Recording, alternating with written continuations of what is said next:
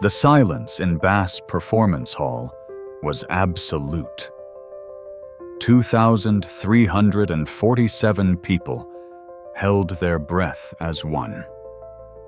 The Fort Worth Symphony Orchestra sat motionless, their instruments gleaming under stage lights that seemed almost too bright. In the front row, 7 judges leaned forward in their seats, pens hovering over scorecards that would determine a lifetime of dreams. At the Steinway Model D, Darius Coleman's fingers trembled above the keys. Measure 247 of Rachmaninoff's Piano Concerto No. 2.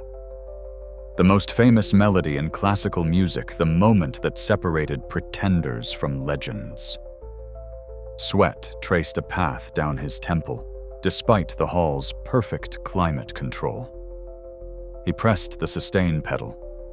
Nothing. Pressed again. A grinding sound, metal against metal, barely audible beneath the orchestra's swelling strings. The pedal stuck, released randomly, destroying the flowing legato that Rachmaninoff had poured his soul into creating. Darius felt his stomach drop. Felt 4 years of sacrifice crumbling beneath his fingers in real time. This was the Van Cliburn International Piano Competition Finals. The Olympics of classical piano. The performance that would define everything he'd worked for, everyone he'd struggled to represent, every barrier he'd fought to break. And his piano was failing. Then from the wings, a figure moved. Natalie Harper, his competitor, the woman who would perform immediately after him, stood from her seat. The audience gasped. Judges exchanged confused glances. The conductor's baton wavered mid-air. What happened next would change everything about how the world understood competition, sacrifice, and what it truly means to be an artist. But to understand that moment, you need to know how 2 people from completely different worlds ended up on the same stage, facing an impossible choice that would redefine both of their lives. This is that story. Darius Coleman first heard a piano when he was 8 years old. Not in a concert hall. Not in a music school. Through a cracked window on Woodward Avenue in Detroit's West Side, where the sound of gunshots was more common than Chopin, where dreams were luxuries most families couldn't afford. The sound stopped him mid-step. He'd been walking home from the corner store, clutching a gallon of milk and $2 in food stamps change when the notes drifted through the March cold, like something from another dimension. Moonlight Sonata, though he wouldn't learn the name for another 3 years. He stood there for 20 minutes, milk freezing in his hands, listening to Mrs. Chen practice in her living room. That night he couldn't sleep. The melody played on repeat in his mind, more vivid than any song on the radio, more real than the sirens outside his window. By morning, he'd made a decision that would alter the trajectory of his entire existence. He wanted to play. His mother, Denise Coleman, worked 3 jobs. Morning shift at the hospital cafeteria, afternoon cleaning office buildings downtown, late-night stocking shelves at the 24-hour grocery. His father, Marcus Coleman, had lost his job at the General Motors plant during the 2008 financial crisis and never quite recovered. Pride kept him applying for positions that no longer existed. Shame kept him from discussing the rejection letters that piled up like unpaid bills. There was no money for piano lessons. There was barely money for rent. But Darius had inherited his mother's stubbornness and his father's quiet determination. At the Goodwill on Grand River Avenue, he found a Casio keyboard with 42 missing keys for $50. It took him 4 months of collecting returnable bottles to save enough. The day he brought it home, his father looked at him with an expression Darius couldn't quite read. Disappointment, maybe. or fear that his son was chasing something impossible. Son Marcus had said voice rough from too many Marlboros, and not enough Hope pianos are for rich white kids from Grosse Pointe. You understand that Darius plugged in the keyboard. Half the keys didn't work. The speakers crackled with interference. But when he pressed middle C, when that single note rang out in their cramped apartment, something in his chest expanded. Maybe he replied, "But this one's for me," he taught himself.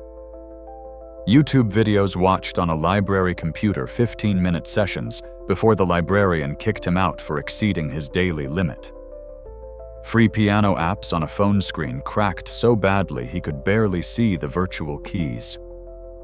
Music theory from Wikipedia articles he'd print out and study by streetlight when the electricity got shut off. Most kids gave up after a few weeks. The gap between wanting to play and actually playing was too vast. The progress too slow, the frustration too immediate. Darius wasn't most kids. By 10, he could play Für Elise with both hands. By 12, he'd worked through half of Bach's two-part Invention's fingers, moving across his broken keyboard with a precision that defied his circumstances. By 14, he'd caught the attention of Irving Goldstein. Mr. Goldstein was 73 years old, a retired music teacher who'd survived the Holocaust, immigrated to America with nothing, and spent 40 years teaching piano to Detroit's privileged children in their suburban homes. He'd heard Darius practicing through the apartment wall. They shared a building on West Grand Boulevard, separated by drywall thin enough to transmit every note. One evening, there was a knock on the Coleman's door. "Your son, Mr. Goldstein, said his Polish accent, still thick after 50 years in America, has talent. Real talent, not the kind I can ignore." He offered to teach Darius for free. 3 times a week, in an apartment crowded with photographs of family members who'd never made it out of Europe on an upright Yamaha that had survived 3 relocations and 2 divorces. "In my life, I have taught over 1,000 students," Mr. Goldstein told him during their first lesson. "Maybe 5 had what you have. Maybe less." "What do I have?" Darius asked. The old man smiled, sad and knowing. "Need. You don't play piano because you want to. You play because you must. Because without it, a part of you doesn't exist. This is the only thing that separates good from great." The lessons were brutal. Mr. Goldstein had survived concentration camps by holding on to beauty, by remembering Beethoven sonatas in his head, while watching humanity destroy itself.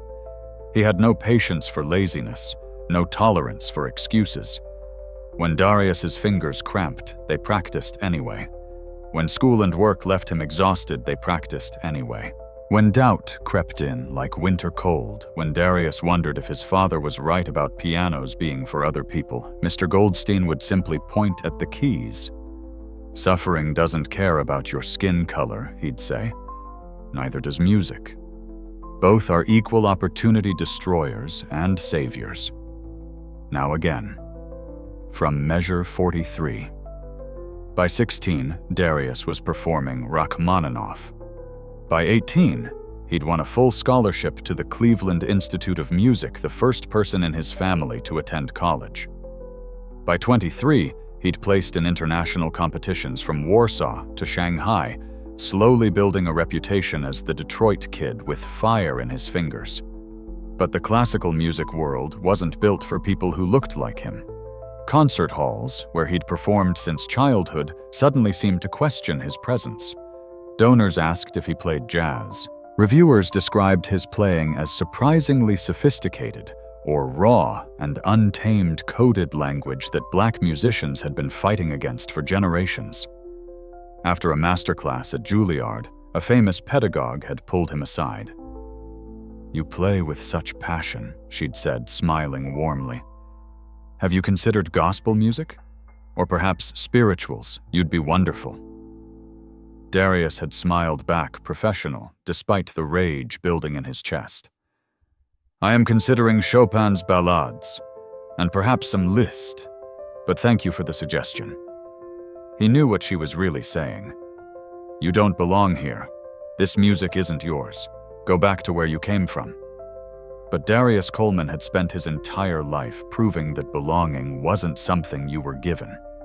It was something you claimed note by note, practice session by practice session, performance by performance. The Van Cliburn International Piano Competition was held every 4 years in Fort Worth, Texas. It was the most prestigious piano competition in the Western Hemisphere, the launching pad for careers that would span decades, the difference between obscurity and immortality. When the acceptance email arrived, Darius read it 7 times before believing it was real. Out of 388 applicants from 42 countries, only 30 would compete. He was one of them. Mr. Goldstein had passed away 2 years earlier, but Darius could still hear his voice. You belong anywhere your fingers can reach the keys. Now prove it. The competition would feature preliminary rounds, semi-finals, and finals. 6 finalists would perform full concertos with the Fort Worth Symphony Orchestra. The winner received a gold medal, a recording contract, 3 years of concert bookings, and something far more valuable validation that they'd reached the absolute pinnacle of their craft. Darius wanted it more than he'd ever wanted anything. Not just for himself, but for every kid in Detroit who'd been told their dreams were too big. For every black musician who'd faced a classical music world that treated them like guests instead of inheritors. For his mother still working those 3 jobs. For his father, who'd died of a heart attack before seeing his son prove him wrong about pianos and who they belonged to. But there was one problem. One person standing between him and everything he'd sacrificed for. Natalie Harper. And she wanted it just as badly. Natalie Harper gave her first piano recital at 6 years old. Nashville's Schermerhorn Symphony Center, a hall that seated 1,800 people. She wore a white dress her grandmother had sewn by hand, her dark hair pulled into a bun so tight it gave her a headache. The Steinway Model D looked enormous on the stage, a black mountain she'd been training to climb since before she could remember. She played Mozart's Piano Sonata No. 16 in C major. Perfectly. Every note exactly where it belonged, every dynamic precisely calibrated, every phrase shaped like the recordings her parents played during dinner. The audience gave her a standing ovation. The Nashville scene called her a prodigy of exceptional promise. Her father, conductor of the Nashville Symphony, told everyone at the reception that his daughter would be playing Carnegie Hall before she turned 18. The praise felt hollow. Even at 6, she knew the truth. She hadn't played Mozart. She'd performed him like a trained animal executing tricks for applause. There was no joy in it, no discovery, no moment where the music became something alive between her fingers and the keys. Just fear. Fear of wrong notes. Fear of disappointing her parents. Fear of being less than perfect. The Harper family had been making music in Tennessee for 4 generations. Her great-grandfather had played fiddle at the Grand Ole Opry. Her grandfather had been concertmaster of the Memphis Symphony. Her mother, Elizabeth Harper, was principal violinist in Nashville, a position she'd held for 23 years. Her father, Jonathan Harper, had conducted orchestras from Atlanta to Austin, building a reputation as both brilliant and demanding. Music wasn't just the family business. It was identity, legacy, expectation compressed into every measure of every piece Natalie touched. Harpers don't make mistakes, her father told her before every performance. Not unkindly, but as simple fact, like gravity, like death, just the way things were. Practice schedules were posted on the refrigerator. 6 a.m. before school. 4 hours after homework, 8 hours on weekends. private lessons with former competition winners, music theory, ear training, music history. Her childhood friends stopped inviting her to birthday parties. She couldn't remember the last time she'd seen a movie that wasn't a documentary about Horowitz or Rubinstein. By 12, she'd won statewide competitions. By 15, she'd performed as soloist with her father's orchestra playing Grieg's Piano Concerto to reviews that called her technically flawless, but emotionally reserved. By 18, she'd been accepted to Curtis Institute in Philadelphia, where the acceptance rate was lower than Harvard and the pressure was crushing. She was good. Everyone said so. Critics, teachers, judges. Technically perfect, musically sophisticated, mature beyond her years. But she wasn't happy. At Curtis, surrounded by prodigies from around the world, she began to notice something. Other students played with a freedom she'd never experienced. They made mistakes and laughed about them. They experimented, took risks, found joy in the process rather than just the result. They played because they loved it, not because they were terrified of what would happen if they didn't. Natalie played scared. It caught up with her at 25. The Young Concert Artists International auditions in New York, a competition that could launch a major career. She'd prepared for 6 months, practicing 8 hours daily, memorizing every note of Brahms's Variations on a Theme by Paganini, until her fingers could play them in her sleep. She walked onto the stage at Merkin Concert Hall, sat at the Steinway, placed her fingers on the keys, and froze. Not a memory slip, not nervousness, complete paralysis. Her hands refused to move. Her breath caught in her chest. Her vision tunneled until all she could see was the keyboard blurring through tears she couldn't control. 30 seconds of silence, then a minute. Then judges whispering concerned voices from the wings, someone gently touching her shoulder and asking if she was all right. She wasn't all right. She was breaking. The diagnosis came 2 weeks later. Severe performance anxiety, the psychologist said. Burnout. The accumulated weight of 20 years of perfectionism collapsing all at once. She needed to stop performing. Immediately. For as long as it took to remember why she'd started playing in the first place. Her father called it temporary weakness. Her mother cried and asked what they'd done wrong. The classical music world, which never forgets but rarely forgives, moved on to younger prodigies with steadier nerves. Natalie spent 18 months not touching a piano. She got a job at a coffee shop, read novels that had nothing to do with music, went to therapy twice a week, slowly, painfully learned to separate her identity from her ability to play perfect scales. The turning point came on a random Tuesday. She was walking past a community center in East Nashville and heard someone playing inside. Not particularly well, missing notes, rhythm, occasionally shaky, but playing with such obvious joy, such complete presence, that Natalie stopped and listened for 20 minutes. It was an elderly woman, maybe 70, playing Clair de Lune for an audience of absolutely no one. When she finished, she smiled to herself, content and complete. Natalie walked inside. "That was beautiful," she said. The woman laughed. "Oh, honey, I've been playing that piece for 50 years and I still can't get the middle section right. But I love it anyway. Isn't that enough?" Was it? Could it be that night for the first time in 18 months? Natalie sat at her piano. Not to practice, not to prepare for anything, just to play.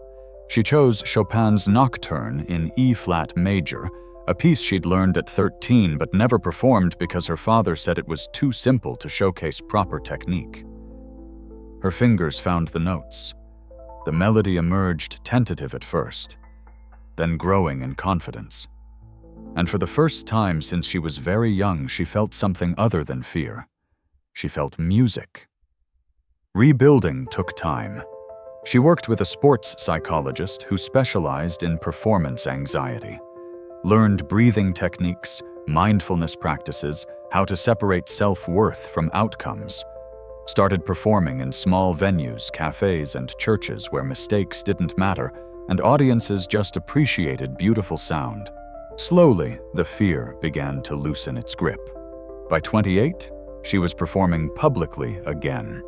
By 30, she'd won the Bachauer International Piano Competition in Utah, her first major competition victory. The joy of winning wasn't about validation or proving anything to her parents. It was simpler, purer. She'd played well. She'd shared something beautiful. That was enough. But the victory came with a complication. The silver medalist, a young pianist from Detroit, who'd played Chopin with raw emotional honesty that made critics weep, had impressed her more than her own performance. Darius Coleman. She'd watched his performance from the wings, seen him play like music was breath necessary and unconscious. No fear in his playing, no hesitation, just absolute commitment to every note. After the awards ceremony, they'd spoken briefly. He'd congratulated her with genuine warmth despite his loss. She'd told him his Chopin was breathtaking. He'd told her she'd deserved to win, but they both knew the truth.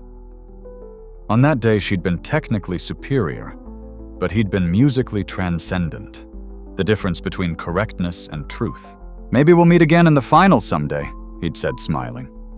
She'd smiled back. "I hope so." 4 years later, that hope became reality. The Van Cliburn International Piano Competition. They'd both been accepted. They'd both advanced through preliminaries and semifinals. And now, impossibly, they were both finalists. Natalie had worked with her therapist extensively leading up to the competition. Managing pressure. Staying present. Remembering that her worth as a human being didn't depend on where she placed. She'd chosen Rachmaninoff's Piano Concerto No. 2 deliberately. It was the piece Rachmaninoff had written while recovering from his own depression and performance anxiety, pouring his journey from darkness to light into every measure. She understood that journey now. She'd lived it. But understanding didn't erase the stakes. 6 finalists would perform. 1 would win. And despite all her therapy, all her growth, all her work to separate identity from outcome, a part of her still needed to prove something. Not to her parents anymore, to herself. That she could stand on the biggest stage in classical music and play without fear destroying her. That she could be great and happy at the same time. The morning of the finals, she meditated for an hour. Breathing in, calm, breathing out, fear. Her hands were steady. Her mind was clear. She felt ready. Then she watched Darius's piano begin to fail, and everything she thought she understood about competition, about music, about what mattered, shifted in ways she never could have anticipated.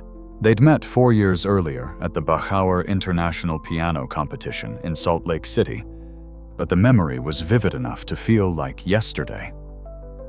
Natalie had been 27, recently returned to performing after her breakdown, still learning to trust herself on stage. Darius had been 25, carrying Detroit on his shoulders, determined to prove that classical music belonged to everyone who loved it enough to suffer for it.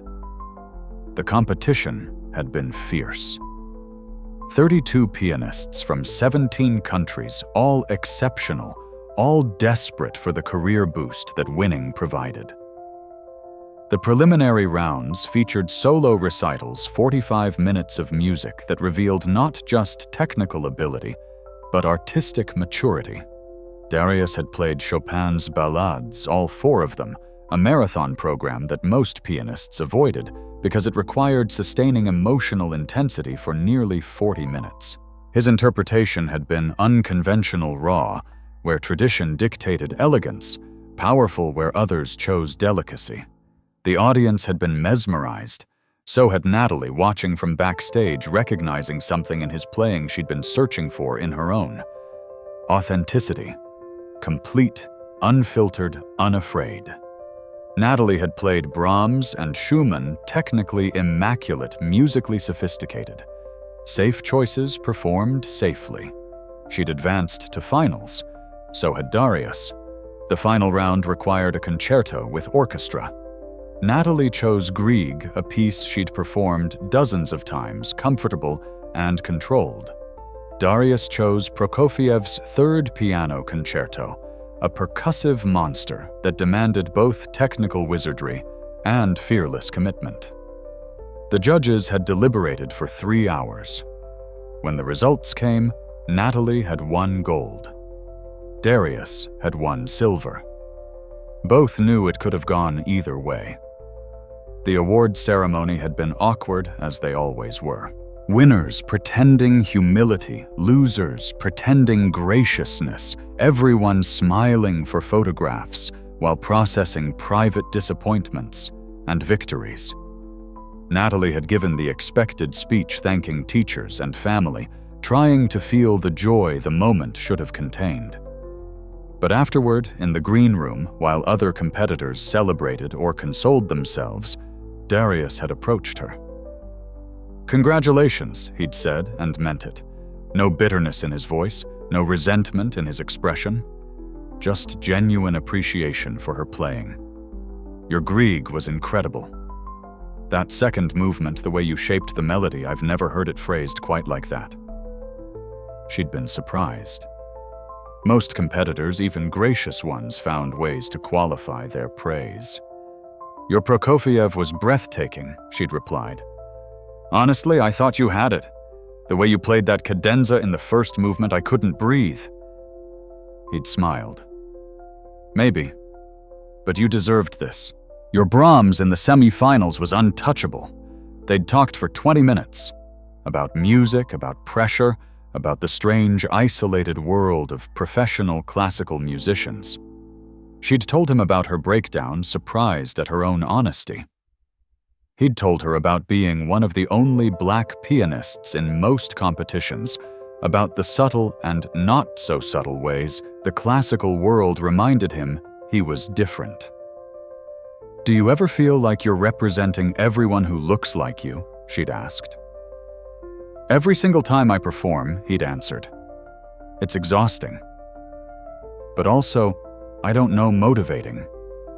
Like I'm not just playing for me anymore." That sounds like a lot of pressure. It is. But pressure creates diamonds, right? Or breaks coal into dust. Guess we'll find out which one I am. She'd laughed, appreciating his honesty. "I spent 20 years trying to be perfect. Almost destroyed me. Now I'm trying to figure out how to be good enough without being perfect." "Let me know when you figure it out," he'd said. "I could use the advice." Before parting, he'd extended his hand. "Maybe we'll meet again in the finals someday. Bigger stage, higher stakes." She'd shaken it. "I hope so. Though next time maybe I'll beat you more convincingly." He'd grinned. "Or maybe I'll beat you. Only one way to find out." They'd stayed in loose contact over the years. Occasional emails after performances, congratulations on competition placements, the professional courtesy that existed between musicians who respected each other's work. Nothing deep, nothing personal, just acknowledgement that they existed in the same rarefied world of people who dedicated their lives to 88 keys and 10 fingers. When Natalie saw Darius's name on the Van Cliburn finalist list, something in her chest tightened. Excitement, maybe. Or anxiety. The competition would be different this time. They were both older, more experienced, more desperate in different ways. He was still fighting for representation and recognition. She was still fighting her own mind's tendency toward paralysis. And Rachmaninoff's second piano concerto, the piece they'd both chosen for finals, was long enough and complex enough that anything could happen. The preliminary rounds at Van Cliburn had been grueling. 30 pianists performing solo recitals over 5 days, each program meticulously designed to showcase technical skill, musical maturity, and individual artistry.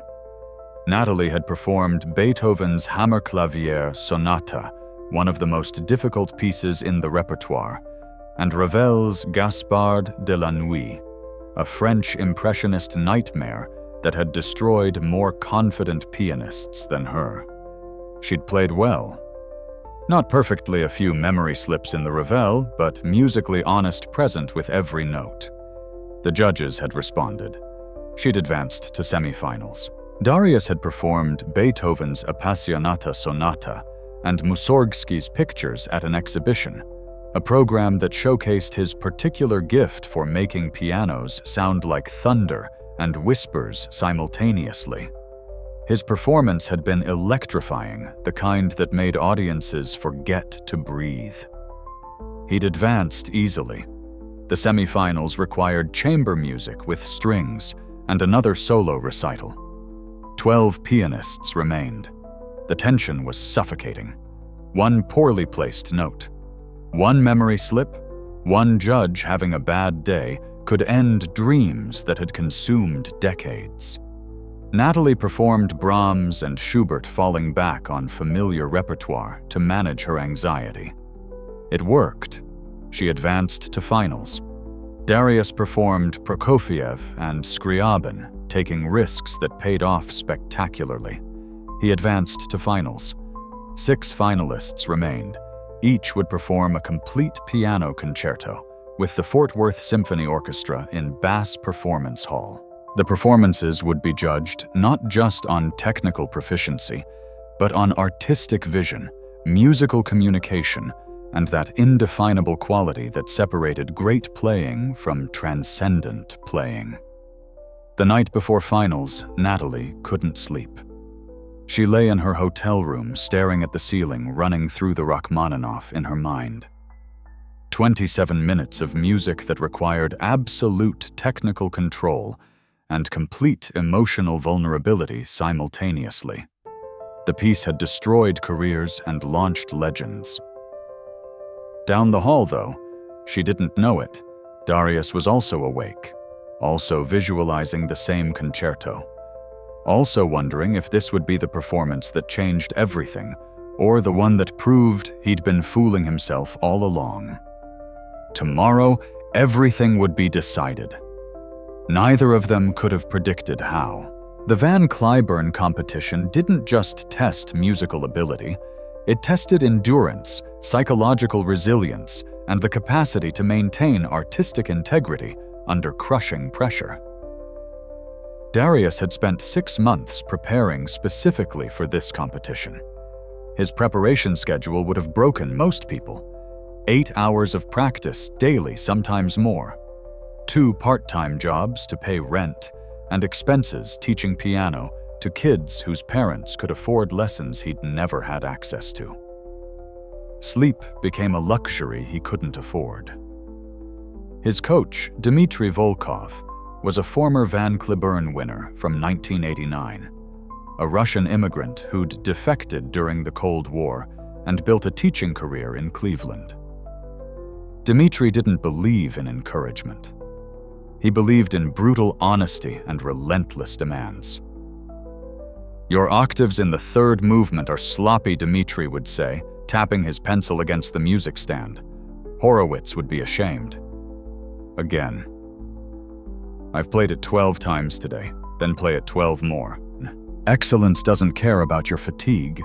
Darius would play it 12 more times, 13, 20, until his arms cramped and his fingers felt like they'd fall off, until the notes became automatic, the interpretation instinctive, the music more real than the physical pain of achieving it.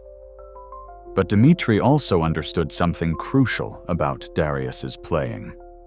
The technical perfection mattered less than the emotional truth. "You don't play like Russian pianist," he'd said once, not critically, but observationally. "Russians play with control, with architecture, with inevitability. You play like someone who might die if the music stops. This is your advantage. Don't lose it trying to sound like Richter." The advice had been liberating. Darius stopped trying to play perfectly and started trying to play honestly. His Rachmaninoff wasn't going to sound like the famous recordings.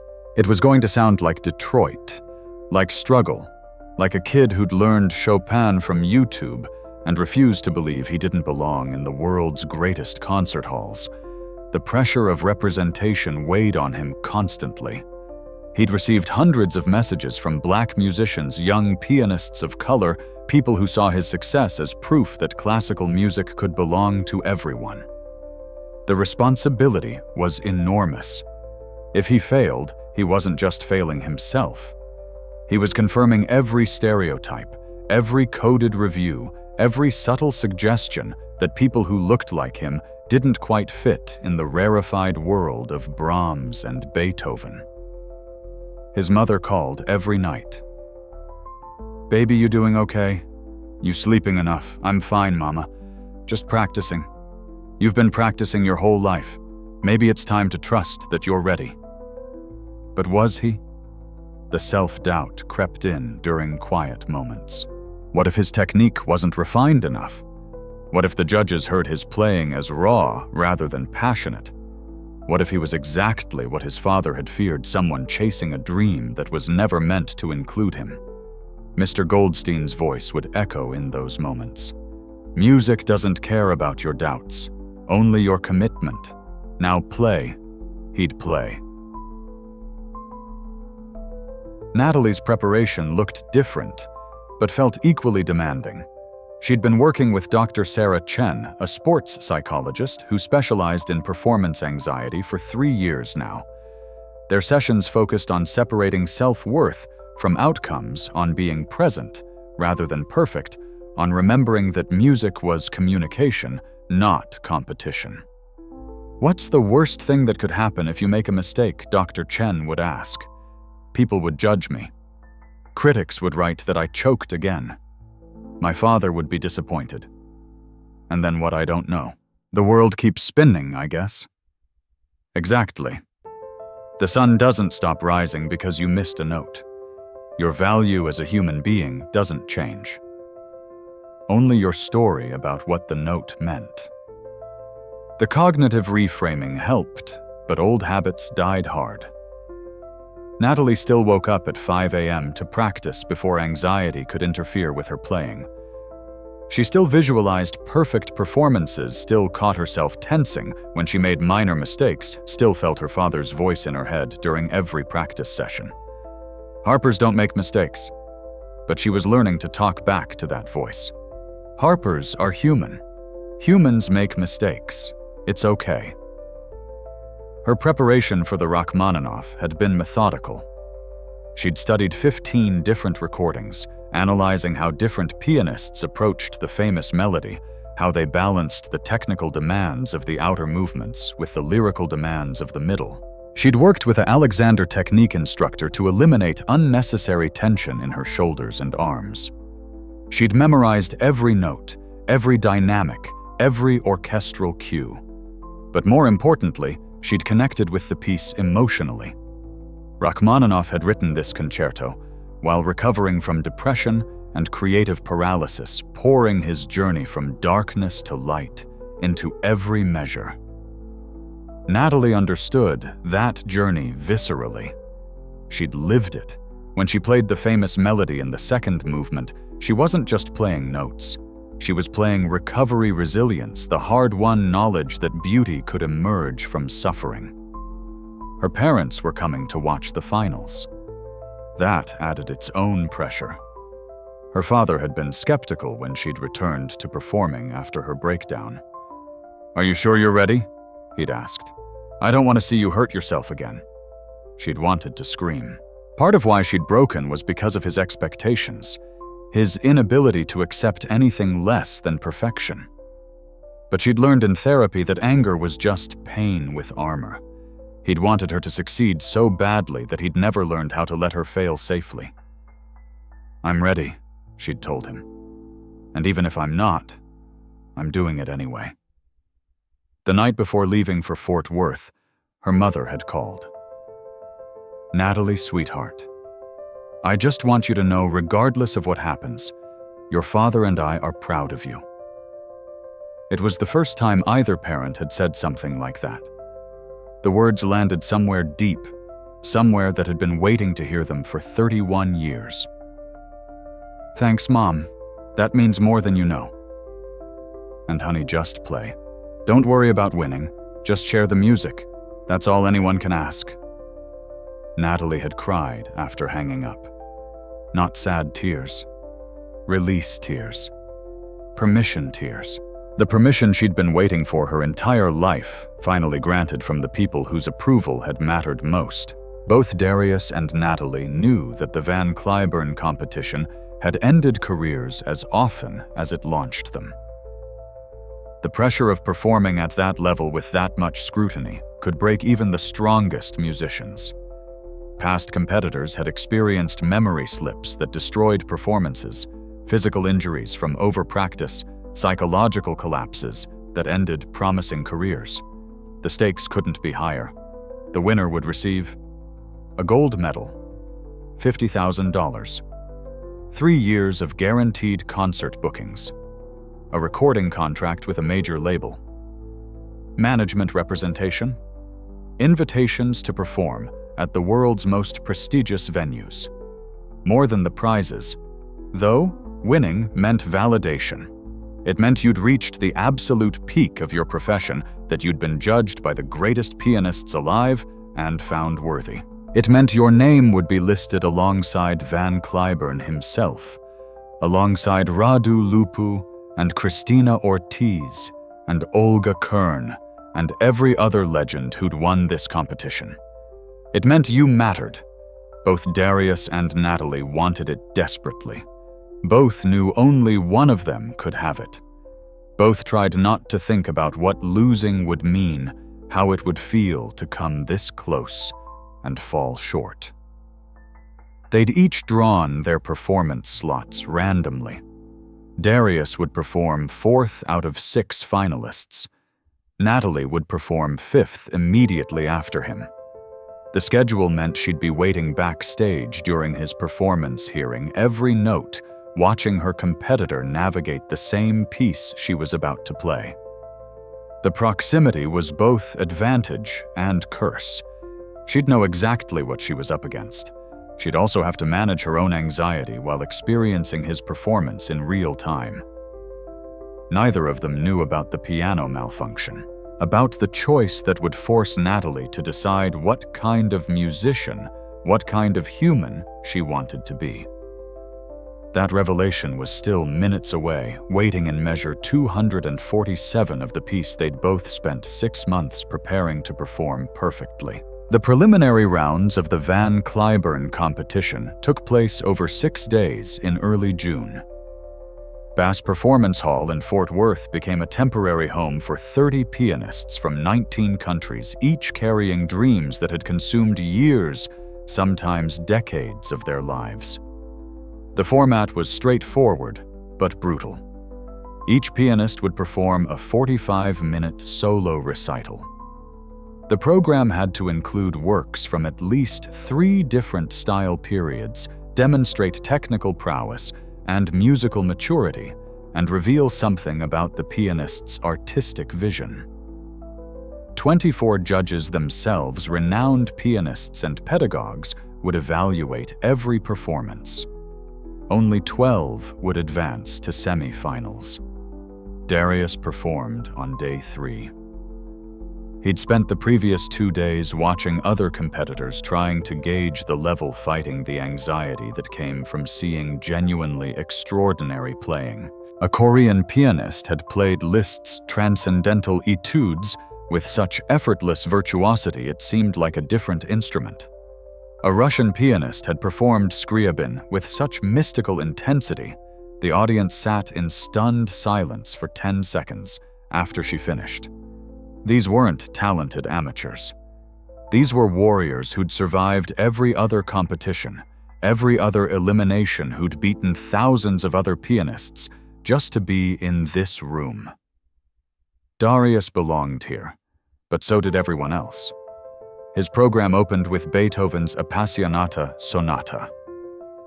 25 minutes of controlled fury of classical architecture, exploding into romantic passion of everything Beethoven had learned about drama and resolution, compressed into 3 movements. Darius played it like he was possessed, like the music was something that needed to escape his body or consume him entirely. The first movement's relentless triplets, technically demanding and emotionally exhausting.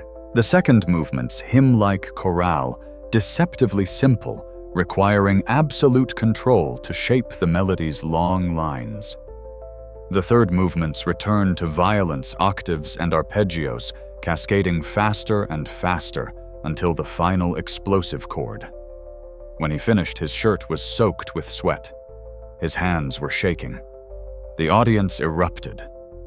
Not polite applause, but genuine explosive appreciation. He'd really connected not just with the music, but with every person in the hall.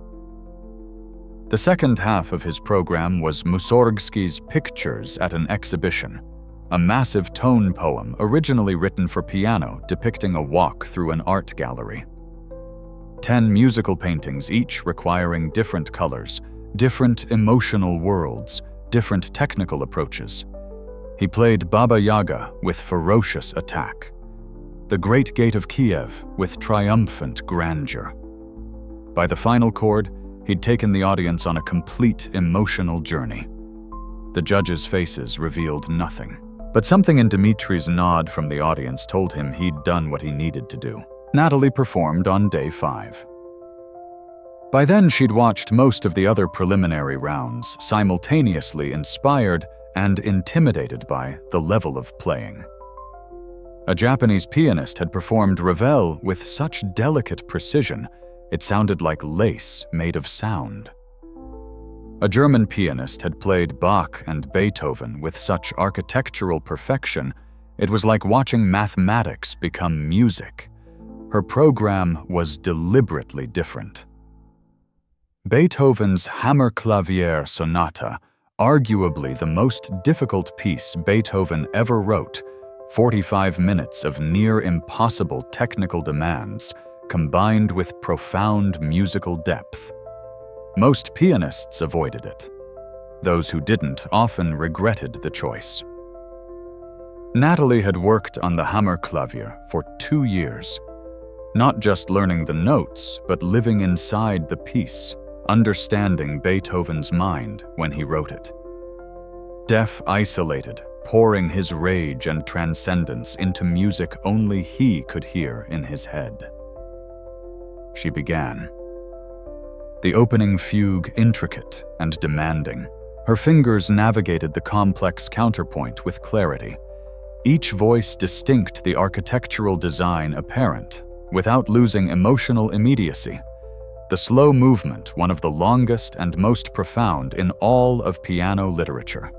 17 minutes of sustained meditation requiring absolute control and complete vulnerability simultaneously. She played it like a prayer, like confession, like every therapy session she'd ever had compressed into organized sound. The final fugue intellectually complex and physically exhausting. Her hands were cramping by the end, her breath short, her entire body involved in wresting the music from the keys. When she finished, there was silence. Not the awkward silence of audiences, unsure how to respond, but the holy silence of people who'd witnessed something genuine, something beyond technique. Then applause. Long sustained, appreciative. The second half was Ravel's Gaspard de la Nuit, 3 character pieces of such technical difficulty that Ravel had explicitly written them to be harder than Balakirev's Islami, previously considered the most difficult piano piece in existence. Ondine, a water nymph's seduction, all rippling arpeggios and shimmering harmonies. Le Gibet, a hanged man swinging in the wind, obsessive repeated notes creating unbearable tension, Scarbo, a demon gnome dancing in shadows, requiring precision at impossible speeds. Natalie had one memory slip in Scarbo, her fingers briefly tangling in the rapid, repeated notes. She recovered instantly, but she knew the judges had noticed. In competitions at this level, one mistake could be the difference between advancing and going home. After her performance, sitting backstage while her heart rate slowly returned to normal, she allowed herself to hope. Not to expect, but to hope. She'd played well, not perfectly, but honestly. Maybe that would be enough. The results were announced 3 days later. All 30 pianists gathered in Bass Hall, sitting in seats that had held audiences for their performances, now waiting to learn if those performances had been adequate. The artistic director stood at the podium. The judges have deliberated extensively. The level of playing in these preliminary rounds has been extraordinary. Making selections was extremely difficult. He began reading names, 12 pianists who would advance to semifinals. Every name called meant someone's dreams continued. Every name not called meant someone's journey ended here, after years of preparation, after traveling thousands of miles, after believing maybe this time. Natalie Harper, United States. She exhaled. One more round, one more chance. Names continued. Korean pianist, Russian pianist, German pianist, Japanese pianist, Darius Coleman, United States. He closed his eyes briefly. Thank you. To whom he wasn't sure. Mr. Goldstein, maybe. His mother. The universe. Anyone listening? 18 names weren't called. 18 extraordinary pianists would pack their bags and return to regular life, to teaching schedules and local recitals, carrying the knowledge that they'd been good enough to be here, but not good enough to continue. This was classical music. Brutal and beautiful in equal measure. The semifinal round required 2 performances. First, chamber music with string quartet. Second, another solo recital, 30 minutes different repertoire from preliminaries. Darius's chamber music performance was Brahms' Piano Quintet in F minor. 90 minutes of rehearsal with string players he'd never met. Then a performance that required listening flexibility, collaborative musicianship beyond individual virtuosity. He struggled initially. Solo playing meant complete control. Chamber music meant shared decision-making, yielding to violins in some moments, leading in others.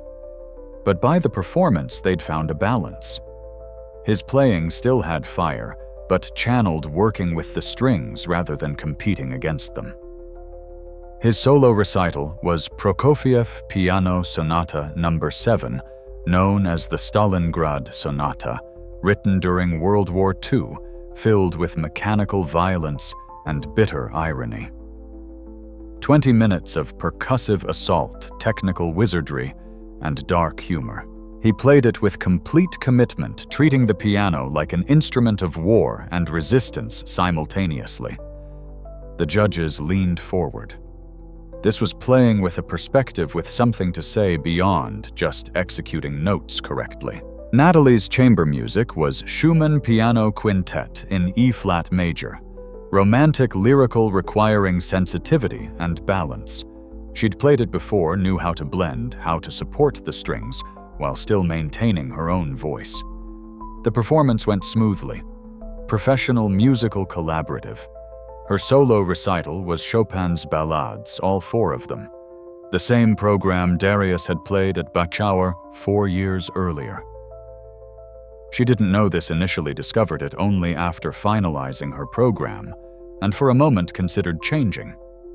But no. These pieces spoke to her journey, to her relationship with music, to everything she'd fought through to be here. The 4th ballade in particular. Chopin's last written shortly before his death. filled with memory and farewell and hard-won acceptance. She played it like a goodbye, to fear, to perfectionism, to every version of herself that had thought love for music and technical mastery were opposing forces. By the final chord, she was crying, not from sadness but from release. Results came 2 days later. 6 finalists would be chosen from 12 semi-finalists. 6 would go home. Natalie made it through. So did Darius. 4 others joined them, a pianist from China, 1 from France, 1 from Poland, 1 from Brazil. 6 pianists, 6 different interpretations, 6 different dreams. The finals would feature full concertos with orchestra.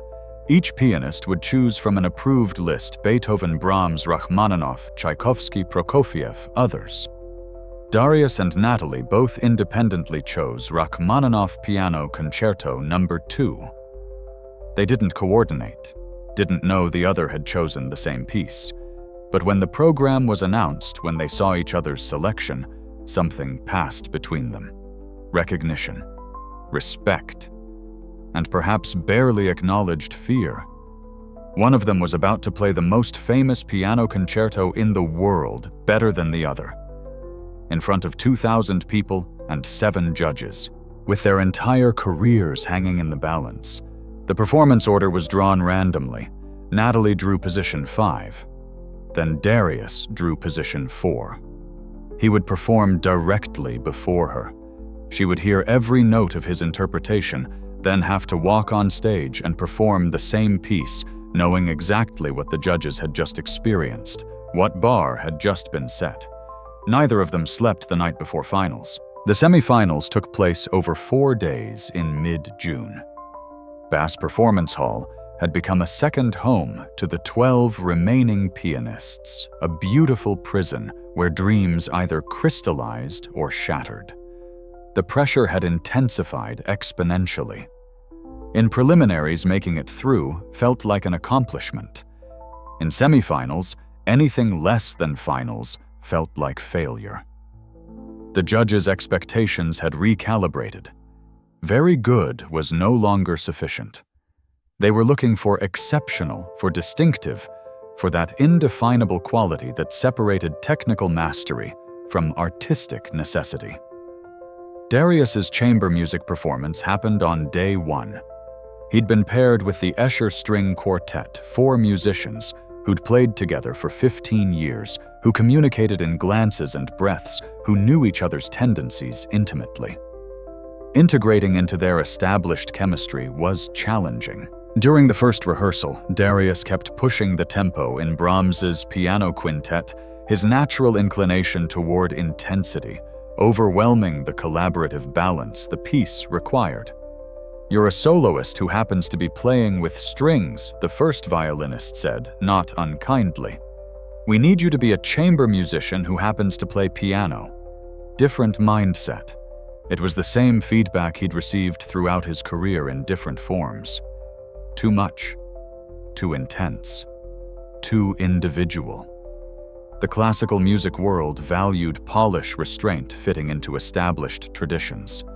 Darius's entire artistic identity was about refusing to be contained. But chamber music genuinely required compromise. The second rehearsal went better. He listened more, imposed less, found spaces where his natural intensity could emerge without overwhelming the ensemble. By the performance, they'd achieved something cohesive, a true collaboration rather than piano with string accompaniment. The audience responded warmly. The judges nodded, made notes, revealed nothing. His solo recital was scheduled for day 3. He'd chosen Prokofiev Piano Sonata No. 7, a piece written during World War II, commissioned by Soviet authorities, but embedded with coded criticism and mechanical violence. 23 minutes of music that sounded like warfare, like machinery crushing humanity, like resistance disguised as compliance. He'd spent 2 weeks just on the third movement, a perpetual motion machine of repeated notes and relentless rhythm.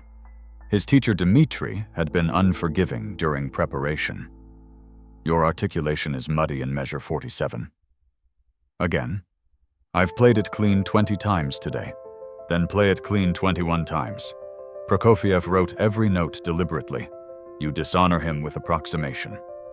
The afternoon of his recital, Darius practiced for 6 hours. His shoulders ached. His lower back spasmed from too much sitting. His fingers felt simultaneously numb and hypersensitive. This was the physical cost of pursuing perfection, the bodily toll that audiences never saw. Walking onto the stage that evening, he felt the familiar cocktail of terror and excitement. The Steinway Model D sat waiting 9 feet of precision engineering and artistic potential. 2,000 seats may be half filled for semifinals. The judges in their front row positions, scorecards ready. He sat, breathed, began. The first movement of Prokofiev's 7th Sonata is marked Allegro inquieto, fast and uneasy. It's music that can't sit still, that circles around its themes like a predator that builds tension without offering resolution. Darius played it with absolute commitment fingers, striking keys with percussive clarity, the melody emerging from mechanical repetition like a voice shouting from inside a machine. The second movement marked Andante caloroso, walking pace warmly, a contrast from the first movement's anxiety, but not a resolution. Warmth that feels temporary, like sunlight between storms. He played it with surprising tenderness, proving he could do more than assault the keyboard. The third movement. Precipitato, headlong recklessly. 7 minutes of near-continuous motion, repeated notes hammering like artillery hands crossing and recrossing at impossible speeds. This movement had ended careers, caused injuries, exposed any weakness in technique or stamina. Darius played it like a man possessed. His entire body involved shoulders and arms and back and legs, all contributing to the sound's production. By the final page, his shirt was soaked, his breath coming hard, his hands moving on pure muscle memory because conscious thought had become impossible. The final chord. Silence. His heart pounding so loud he could hear it in his ears. Then applause. Strong, sustained, genuine. He stood bowed, walked off stage on legs that felt uncertain. In the wings, he collapsed into a chair, hands shaking from adrenaline and exhaustion. Had it been enough? He had no idea. Natalie's chamber music performance was Schumann's Piano Quintet in E-flat major, a work of such romantic lyricism and formal perfection that playing it badly was almost impossible. Playing it transcendently required disappearing into the ensemble, contributing without dominating. She'd always excelled at collaborative playing. Years of being told to be perfect had made her hyper-aware of balance, of listening, of adjusting her sound to match others. Where Darius struggled to yield control, Natalie struggled to assert enough personality. The rehearsals with the Brentano String Quartet went smoothly. Too smoothly. By the second rehearsal, the first violinist pulled her aside. You play beautifully, perfectly even. But we need more of you in the performance. Don't be afraid to lead sometimes. This is dialogue, not accompaniment. It was feedback that struck deep. Her entire life had been about not taking up too much space, not making waves, not drawing attention to her playing at others' expense. But music required presence, required voice, required the courage to say, "This is what I believe this phrase means," and trust others would respond. The performance itself became an exercise in balancing old habits with new courage. Moments where she led the ensemble forward, moments where she supported, moments where she and the strings created something that belonged to all of them equally. The judges made notes. Natalie couldn't read their expressions. Her solo recital was scheduled for day 4, the final day of semifinals. All 12 pianists had already performed. Everything would be decided within hours of her performance concluding. She'd chosen Chopin's ballades, all 4 of them 36 minutes of music that traced Chopin's entire compositional evolution. The first ballade, youthful and passionate. The second, dark and conflicted. The third, peaceful and resolved. The fourth, Chopin's last, a masterpiece of form and emotion, written while dying of tuberculosis. Walking to the practice rooms that morning, she passed Darius in the hall. They'd barely spoken during the competition, both too focused, too anxious, too aware that any conversation felt like fraternization with the enemy. "Good luck tonight," he said. "You too. I mean, you already performed, so good luck with results, I guess." He smiled. "I heard you're doing the ballads. That fourth one will destroy you if you're not careful." "I know, but sometimes you have to play the pieces that scare you most." "Yeah." He paused. "I keep forgetting you're not just a competitor. You're a real musician dealing with the same stuff I am. We're all just trying not to break under the pressure.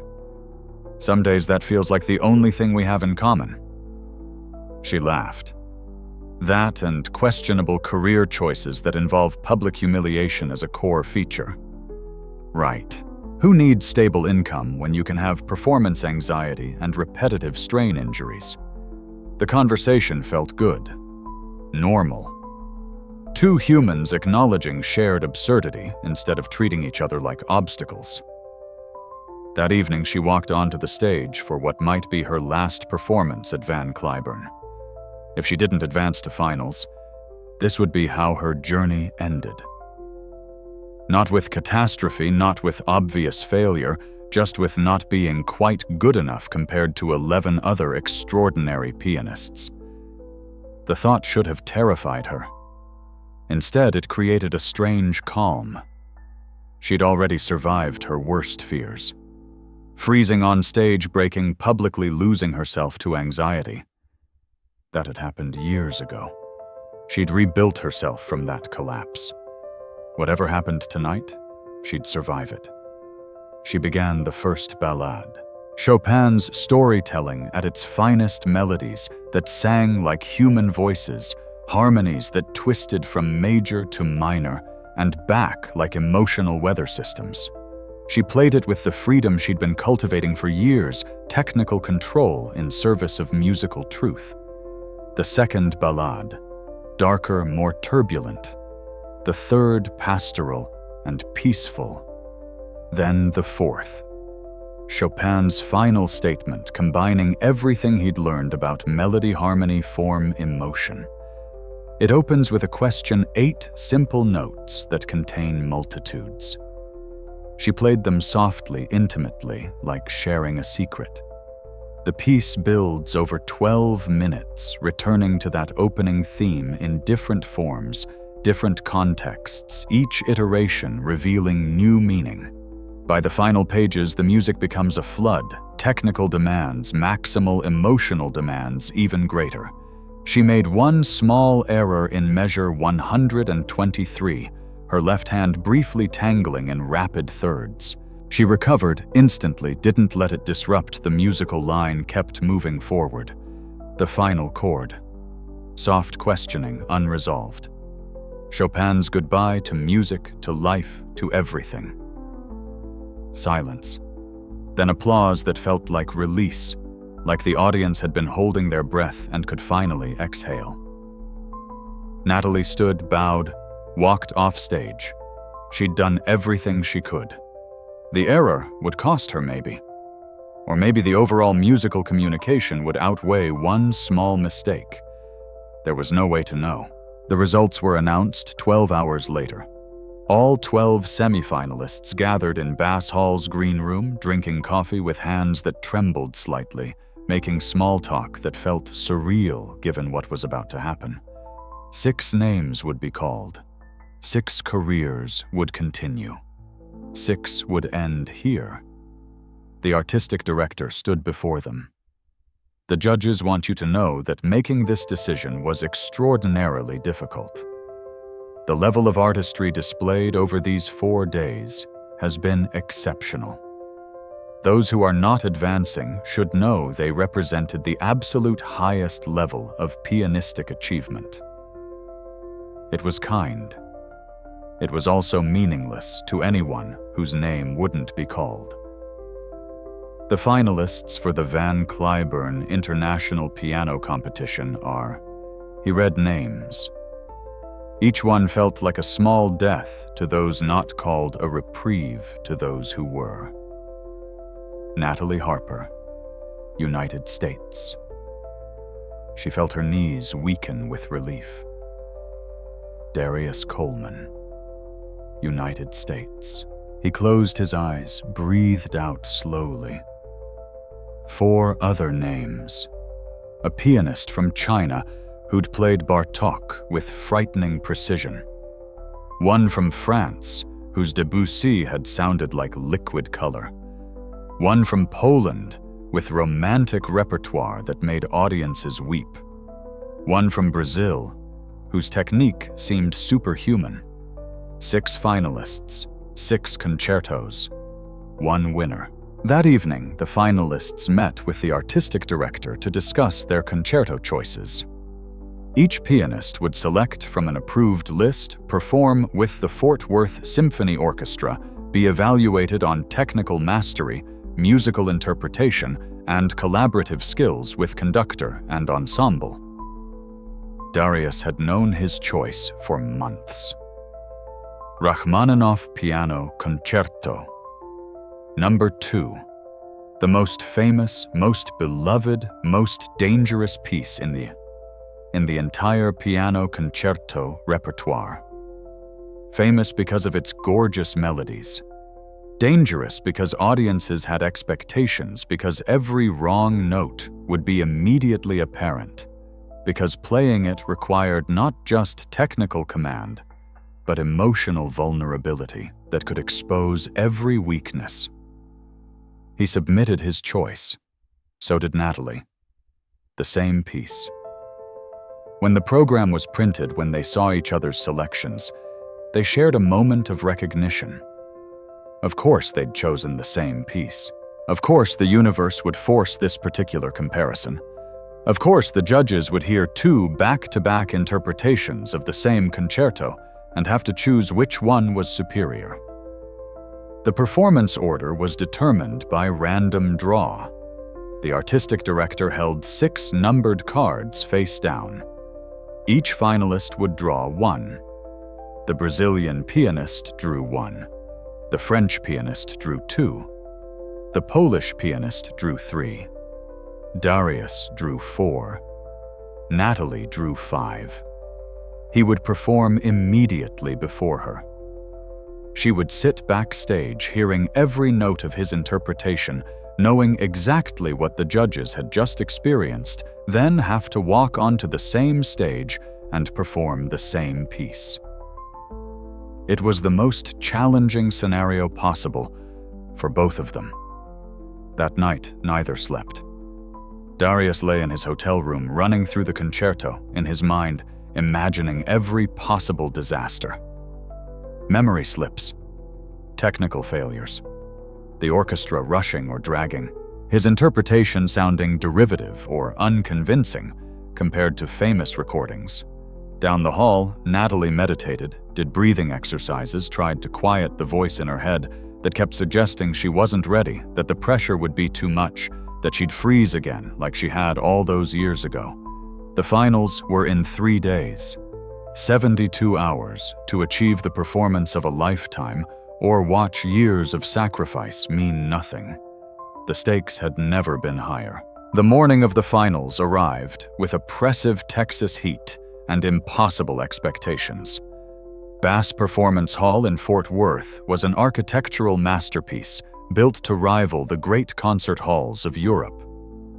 Limestone exterior, soaring interior spaces, near-perfect acoustics, 2,078 seats, spread across orchestra mezzanine and balcony levels. Two 48-foot angels, sculpted by Martin Varro, guarded the hall trumpets raised eternal sentinels over artistic ambition. For the Van Cliburn Competition finals, every seat was sold. Attendees had flown in from 5 continents. Classical music critics from major publications. Recording industry executives scouting the next generation of talent. Past Van Cliburn winners, now in their 50s and 60s, returning to witness the competition that had launched their careers. The Fort Worth Symphony Orchestra had rehearsed with all 6 finalists over the preceding 2 days. Each pianist received one rehearsal with conductor Leonard Slatkin, a legendary figure who'd conducted thousands of concertos over a 40-year career. One rehearsal to coordinate tempos, balance, interpretive choices that would be executed once unrepeatable under maximum pressure. Darius's rehearsal had been intense. Slatkin was demanding but supportive, pushing him to trust the orchestra to listen and respond, rather than trying to impose his will on 80 musicians. "This is collaboration," Slatkin had said during a pause. "Your job is to play brilliantly. My job is to ensure the orchestra supports your brilliance. Trust me to do my job, and I'll trust you to do yours." The advice helped. Darius had spent his life as a solo pianist, complete control over every note. Performing a concerto meant yielding some control, trusting others to carry their share of the musical conversation. Natalie's rehearsal had felt more natural. She'd performed concerti before, understood the collaborative dynamic. Slatkin had praised her musicianship, her sensitivity to orchestral color, her ability to blend and project in equal measure. But he'd also pushed her. "You play beautifully, but carefully. For finals, I need you to take risks. Beautiful and safe won't win. Beautiful and courageous might." The words haunted her. How do you take risks in music you've prepared for 6 months? How do you be spontaneous in something so rehearsed? How do you sound free while executing exactly what you've practiced? The day of finals. All 6 finalists gathered backstage at 1 p.m. The performances would begin at 2 p.m. and continue until approximately 9 p.m., with intermissions between each concerto. Each performance would last 25 to 30 minutes. By 9 p.m., the judges would have heard 6 complete concertos, 6 different interpretations, 6 different visions. The order had been set. The Brazilian pianist would open with Prokofiev's 3rd Piano Concerto. The French pianist would follow with Ravel's G Major Concerto. The Polish pianist had chosen Brahms's 1st Piano Concerto, a massive work requiring orchestral and pianistic forces. Then Darius, Rachmaninoff Piano Concerto. Number 2. Then Natalie. The same piece. The Chinese pianist would close the evening with Tchaikovsky's 1st Piano Concerto. Backstage, the 6 finalists existed in strange parallel universes, making small talk that meant nothing, wishing each other luck with sincerity that felt complicated by the reality that only one could win, going through pre-performance rituals developed over years of preparation. The Brazilian pianist shadowboxed, literally throwing punches at invisible opponents to warm up his body. The French pianist sat in lotus position, meditating with noise-canceling headphones. The Polish pianist paced, muttering Polish phrases under his breath, some prayer or mantra, or possibly just cursing. Darius stretched methodically, fingers, wrists, shoulders back. His body was the instrument that controlled the instrument. Any tension would translate directly into sound. Natalie sat quietly, hands folded in her lap. Breathing exercises she'd learned in therapy. 4 counts in hold for 4 counts out. Repeat until the heart rate slows, until the mind quiets, until the fear becomes manageable. They didn't speak to each other. Too much at stake. Too much about to happen. At 2 p.m. exactly, the house lights dimmed. The audience settled. The Brazilian pianist walked onto stage to massive applause. Backstage on monitors, the 5 remaining finalists could watch. Some did, some didn't. Darius watched. He needed to know what he was up against, needed to gauge the judges' reactions, needed to understand the standard being set. The Brazilian pianist was spectacular. Prokofiev's Third Concerto is a showcase for virtuosity rapid-fire passages requiring both speed and clarity, percussive attacks, brilliant colors. He played it with technical command that seemed superhuman fingers moving faster than seemed physically possible. The audience roared. The judges made extensive notes. Next came the French pianist with Ravel. Completely different aesthetic. Where Prokofiev was assault, Ravel was seduction.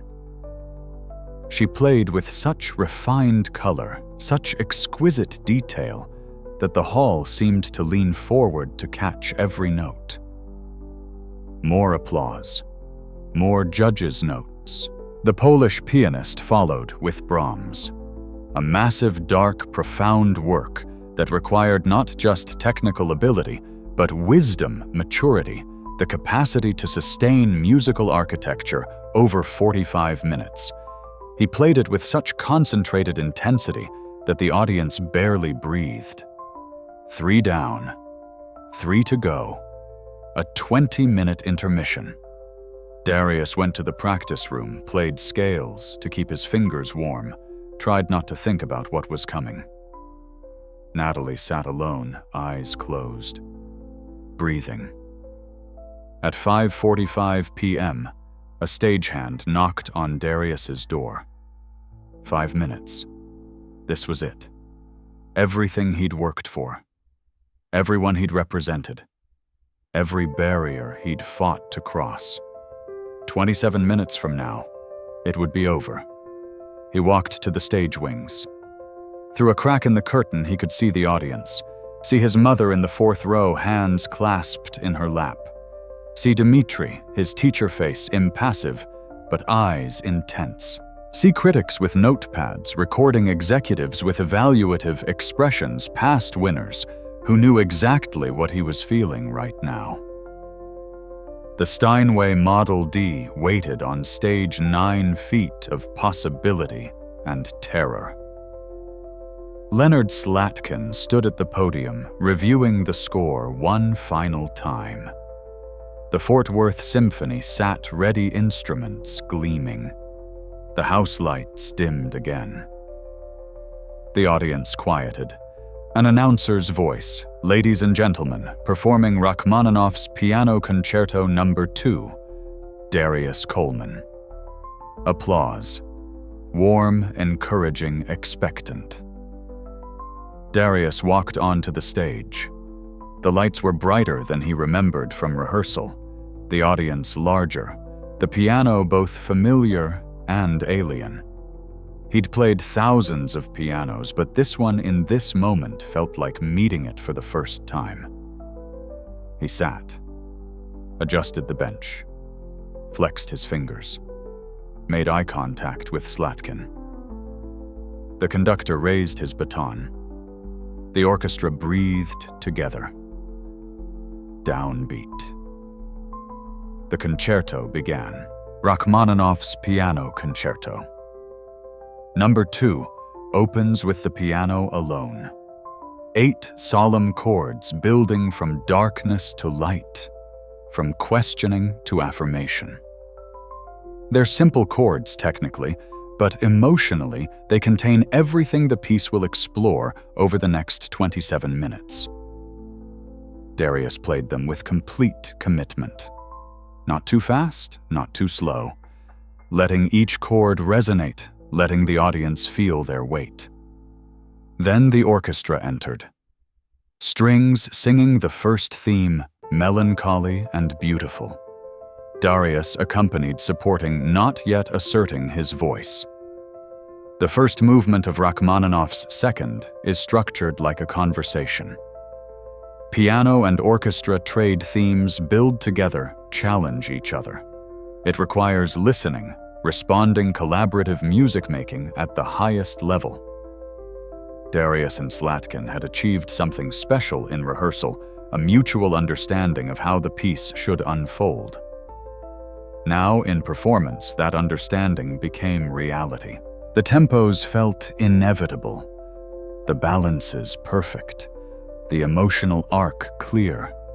The first movement's cadenza, a massive solo passage, where the piano dominates technical demands, maximal. Darius's fingers navigated the descending octaves, the rapid, repeated notes, the singing melody that emerges from virtuosic texture.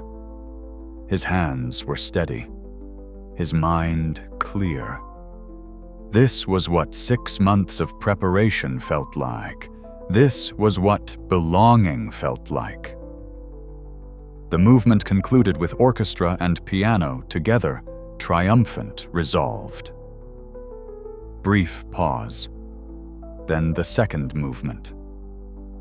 This is the famous one. The movement everyone knows, even people who've never heard the complete concerto. The melody Rachmaninoff wrote while recovering from depression, the tune that's been borrowed by pop songs and movie soundtracks, the musical phrase that defines romantic yearning for millions of listeners. Darius played the opening measures alone. Piano soft, the melody emerging like dawn. Simple notes, profound emotion. This was the test. Could he make familiar music sound fresh? Could he invest notes everyone had heard with new meaning? He played it like he was discovering the melody for the first time. Each phrase shaped with care, each harmonic color considered. Not sentimental, but genuinely moving. Not derivative of famous recordings, but authentically his. The orchestra joined him, clarinets and strings amplifying the melody, creating layers of texture. Beautiful beyond description. The movement built to its climax, piano and orchestra intertwined completely, then resolved into gentle conclusion. Peaceful. Complete. One more movement. The finale. Fast, virtuosic, joyful. A celebration after the darkness of the opening and the beauty of the slow movement. Darius attacked the final movement with everything he had. Fingers flying across keys, octaves, cascading technical passages executed with brilliant clarity. He was smiling now, genuinely enjoying the music's exuberance, the sheer pleasure of playing this well with this orchestra in this hall. The final measures approached, the piece building to its conclusion, the orchestra swelling, everything coming together. Measure 247. Darius's foot pressed the sustain pedal for the climactic phrase. Nothing happened. He pressed again. The pedal stuck, released, partially stuck again. A grinding sound, metal catching on metal, barely audible under the orchestra, but completely obvious to him. His stomach dropped. The sustain pedal was failing. Without it, the flowing phrases Rachmaninoff had written became choppy, disconnected. The emotional impact vanished. The carefully planned interpretation fell apart in real time. Darius kept playing, trying to compensate, trying to use his fingers to sustain notes the pedal should be holding. But Rachmaninoff had written this passage knowing the pedal would be available. Without it, the music became something else entirely, something lesser. The orchestra continued, unaware of the crisis. Slatkin conducted, focused on his score. The audience sat forward, sensing something was wrong, but unclear what. Darius's mind raced. Finish the performance somehow. Stop and request a different piano. Keep fighting the malfunctioning pedal and hope the judges understood it wasn't his fault. But judges didn't care about excuses. They cared about results. And the result right now was that his carefully prepared interpretation was disintegrating with every measure. This was his nightmare. The scenario he'd anxiety dreamed about for months. Technical failure at the worst possible moment, destroying everything he'd worked for, confirming every doubt he'd ever had about whether he truly belonged in this world. In the wings, watching on a monitor, Natalie saw it immediately. She'd played this concerto hundreds of times, knew every phrase intimately. She could see the pedal catching, could see Darius compensating, could hear the musical line suffering despite his best efforts. Her competitor was in crisis. The person performing directly before her, setting the bar she'd need to exceed, was struggling with equipment failure. The calculating part of her brain registered opportunity. If Darius's performance suffered, her performance would shine brighter by comparison. If he struggled, she'd benefit. But another part of her, the part that loved music more than winning, the part that had rebuilt her relationship with piano through compassion and humanity, felt something else. Empathy.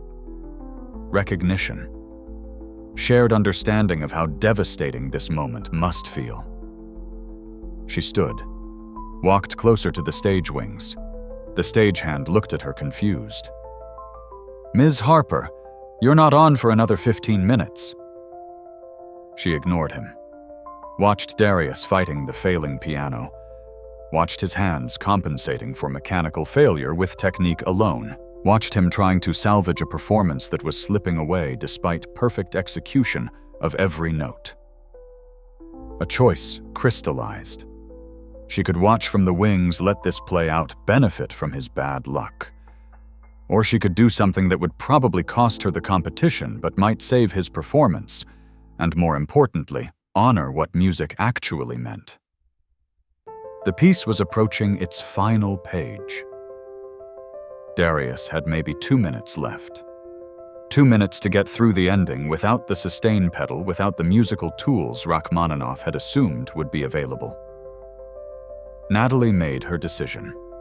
She walked onto the stage. The audience gasped. 2,000 people simultaneously drawing breath, confused, alarmed, unclear what was happening. A second pianist walking onto stage during someone else's performance violated every protocol, every expectation of how competitions functioned. The orchestra wavered. Slatkin's baton faltered mid-phrase. Darius's hands continued playing on pure muscle memory, while his mind tried to process what was occurring. Natalie walked to the Fazioli F278 piano, positioned stage right, the instrument she'd been assigned for her performance. She stopped beside it, turned to face the judges in the front row.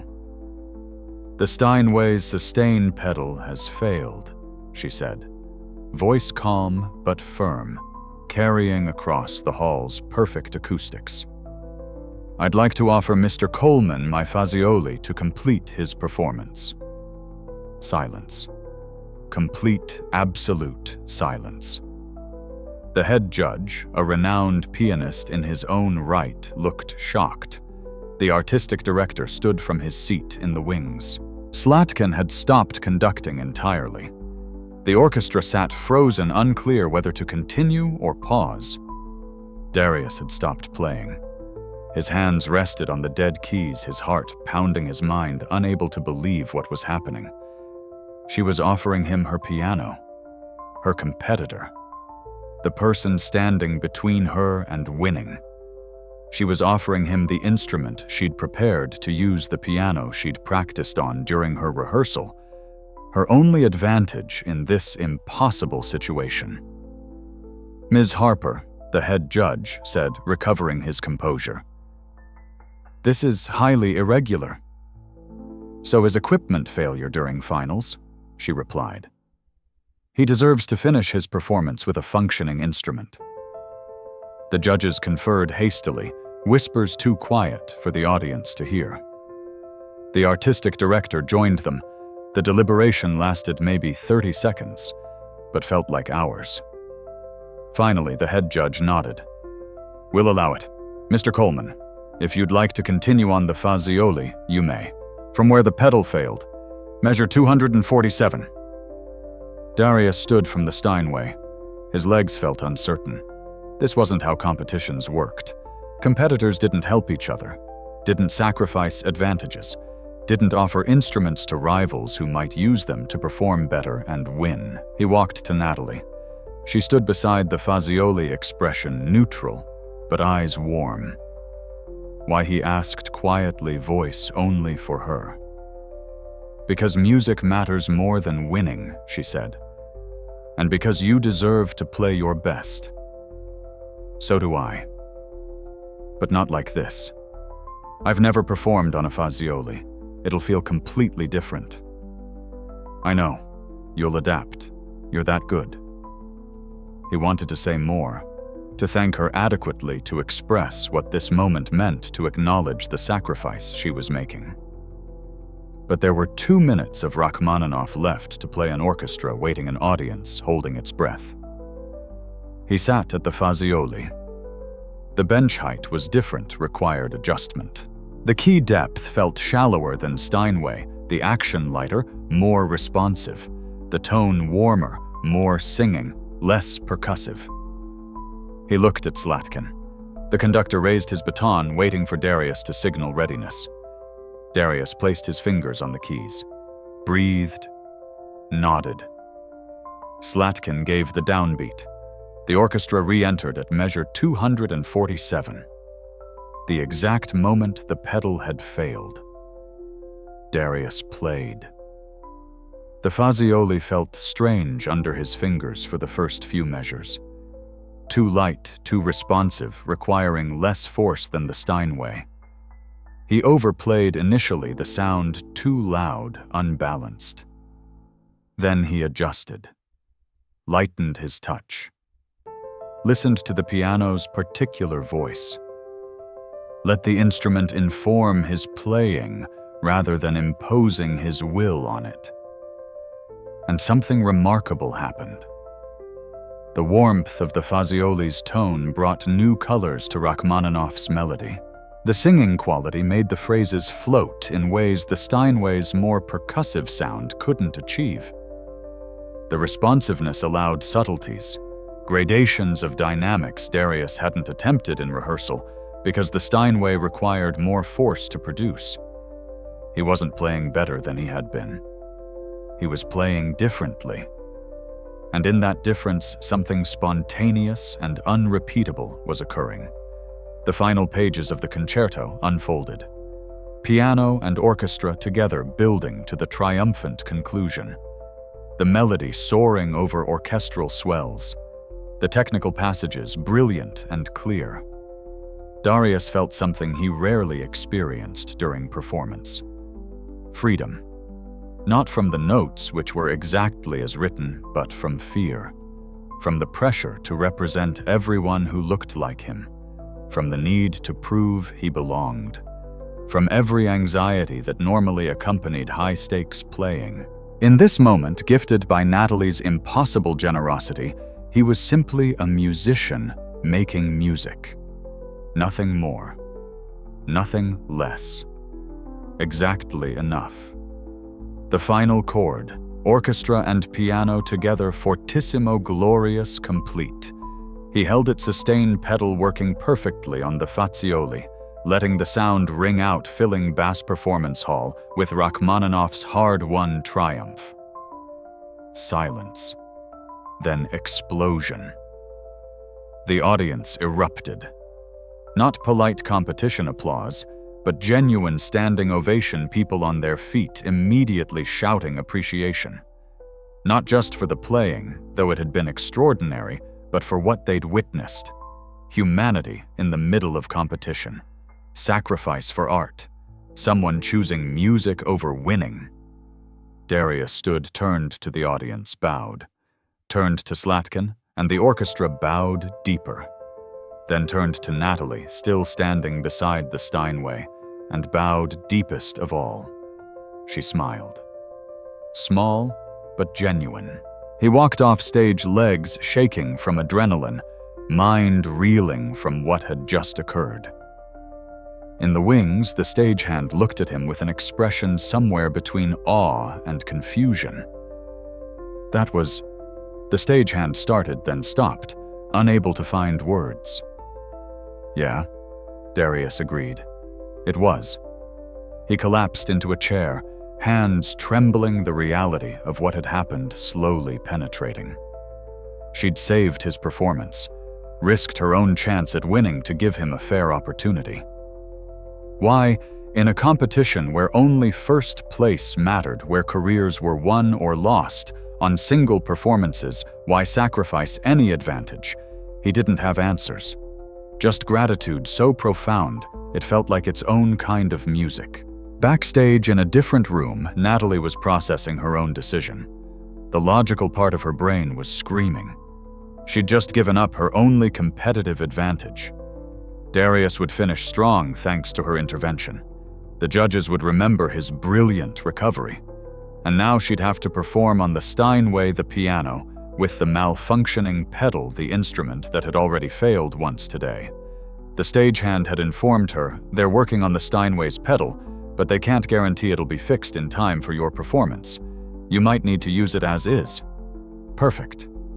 She'd given away a perfectly functioning Fazioli and inherited a broken Steinway. Competitive suicide. But another part of her felt calm, clear, complete in a way that winning competitions had never made her feel. She'd made a choice based on values rather than advantage. Music over winning, integrity over strategy, humanity over competition. Her therapist's words echoed. You can't control outcomes, only your choices. Make choices you can live with regardless of results. She could live with this choice. More than that, she was proud of it.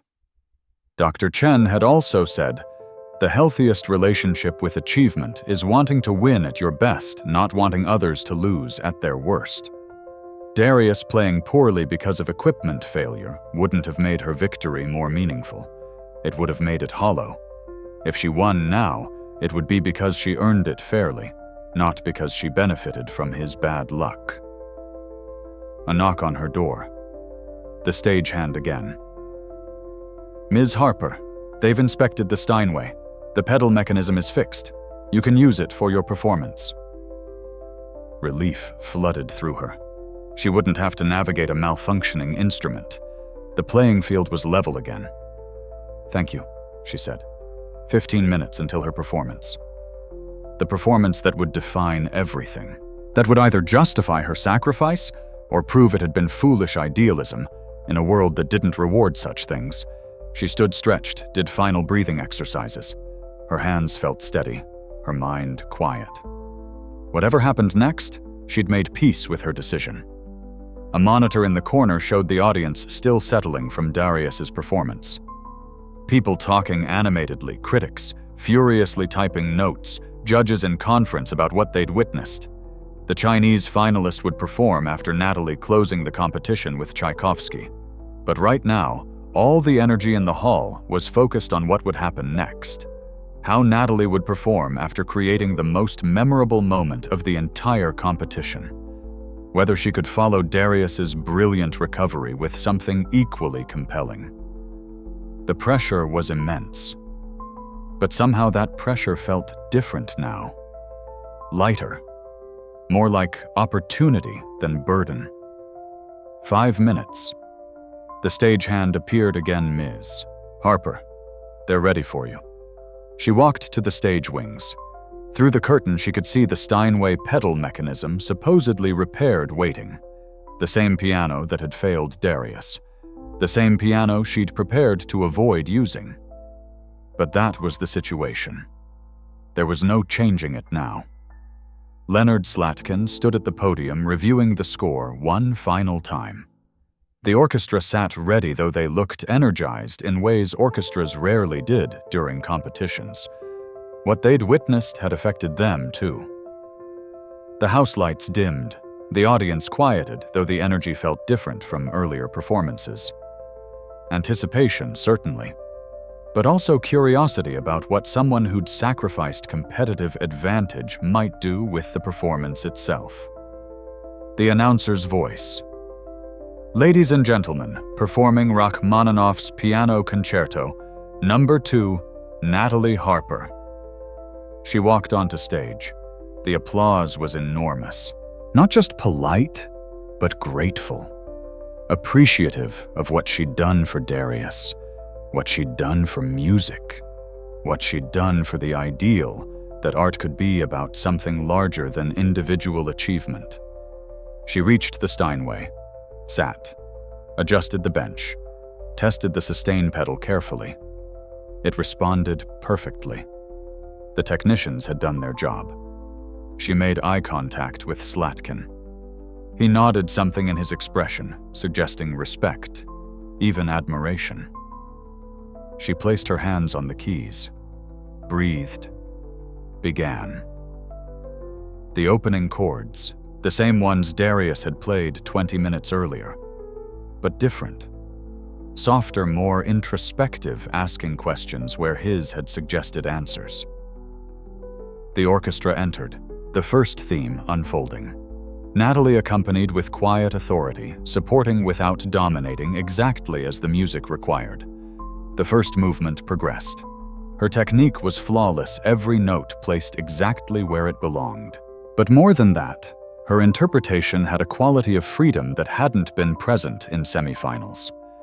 She was playing without fear, taking the risks Slatkin had encouraged, trusting the music to carry her.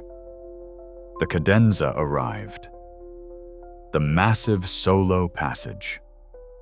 Her fingers navigated the octaves with brilliant clarity, the descending runs crystalline, the melody emerging from technical complexity with singing beauty. The movement concluded. Perfect balance between piano and orchestra, exactly as Rachmaninoff had envisioned. The second movement began. The famous melody, the tune everyone in the hall knew. Natalie played it like a love letter, not to anyone specific, but to music itself, to beauty, to the journey that had brought her from childhood prodigy to broken young adult to healed musician. Each phrase shaped with care, each harmonic shift considered, tender without being sentimental, moving without being manipulative. The audience barely breathed. The judges leaned forward, completely absorbed. The movement built to its climax, then resolved into peaceful conclusion. Exactly right. Exactly enough. The final movement. Fast, virtuosic, joyful. Natalie attacked it with energy that felt infectious. The orchestra responded, feeding off her momentum, creating genuine musical dialogue. She reached measure 247, the exact moment Darius's pedal had failed. Her foot pressed the sustain pedal firmly. It responded perfectly. The phrase flowed exactly as Rachmaninoff had written it, legato and singing beautiful beyond description. But something unexpected happened. The technical perfection wasn't what made the moment transcendent. It was the knowledge shared by everyone in the hall of what had occurred at this exact measure 20 minutes earlier. The knowledge that Natalie could have let Darius struggle, could have benefited from his misfortune, but instead had chosen music over winning. That choice infused every note with meaning beyond the notes themselves. The concerto built to its conclusion, the final pages approaching. Orchestra and piano together driving toward the triumphant ending. The final measures, the melody soaring, the technical passages brilliant, everything coming together. The last chord, fortissimo, complete, perfect. She held it sustained pedal down, letting the sound fill the hall. Then released. Silence. Then standing ovation. Immediate, unanimous, explosive. People on their feet shouting appreciation. Not just for beautiful playing, though it had been that, but for something more. For witnessing humanity in the middle of competition.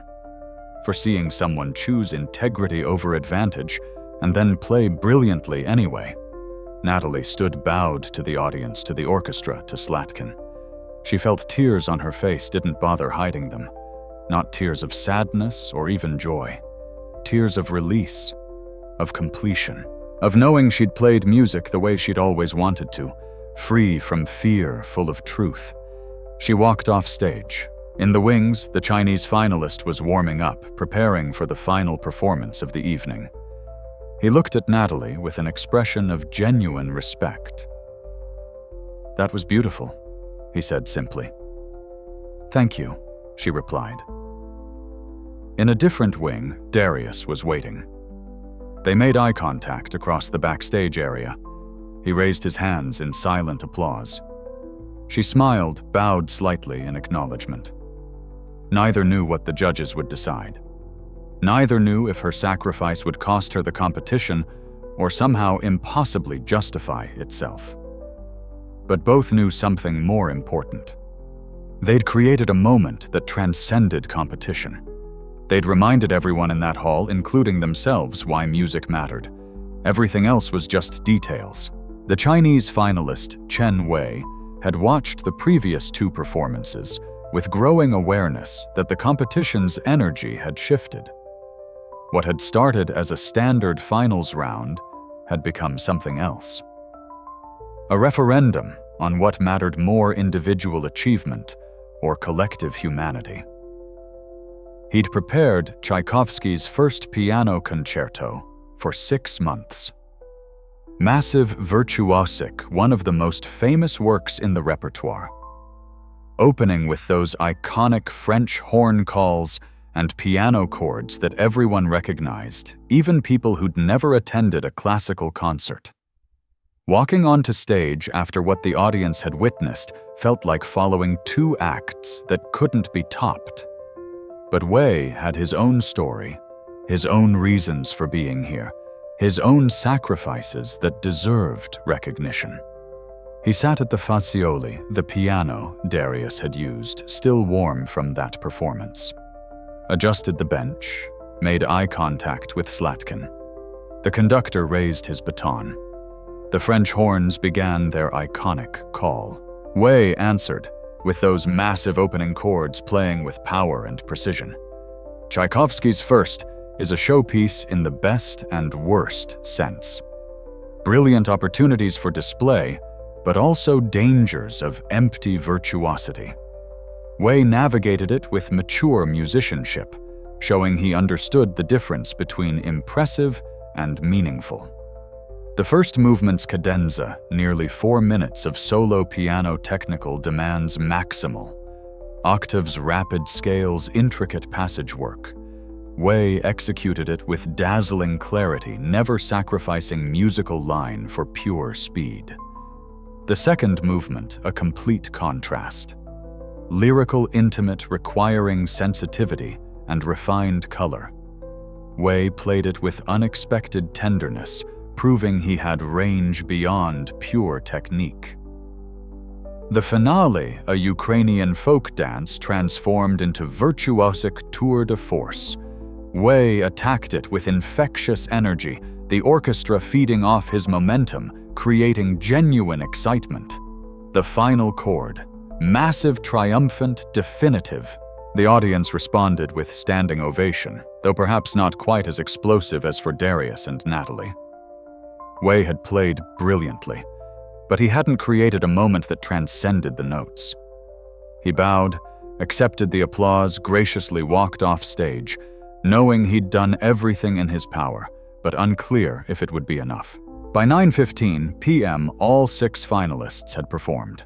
The judges retired to deliberate.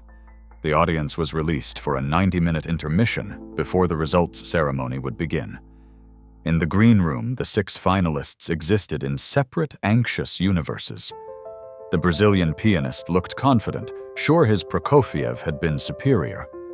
The French pianist seemed resigned, knowing her Ravel had been beautiful, but perhaps too subtle for competition context. The Polish pianist was unreadable face, neutral thoughts hidden. Wei reviewed his performance mentally, cataloging small errors, moments that could have been better places where he'd lost connection with the orchestra. Darius sat quietly still, processing what had happened. His performance had been saved by Natalie's sacrifice. Did the judges value that? Would they see the swap as evidence of some deficiency on his part? Or would they judge the music itself, which had been extraordinary? Despite the crisis, Natalie felt strangely calm. She'd played well. She'd made a choice she believed in. Whatever happened next was beyond her control. The freedom in that realization was profound. Outside in the lobby, the audience debated what they'd witnessed. Critics argued about whether Natalie's gesture would influence the judges' decision, whether it should influence their decision, whether music competitions should be about pure playing or something more holistic. She gave away her advantage, one critic argued. That's either incredibly noble or incredibly foolish. But she still played brilliantly, another countered. The sacrifice didn't diminish her performance. If anything, it enhanced it. She proved she could perform under even more pressure than initially expected. Darius wouldn't have recovered without her help. Does that discount his performance? Or does it prove something about his resilience and adaptability? He switched pianos mid-performance and still delivered. That's not easy. The debates continued. Classical music, so often staid and predictable, had been given something genuinely unprecedented. People would discuss this competition for decades, regardless of who officially won. In the deliberation room, the 7 judges faced an impossible decision.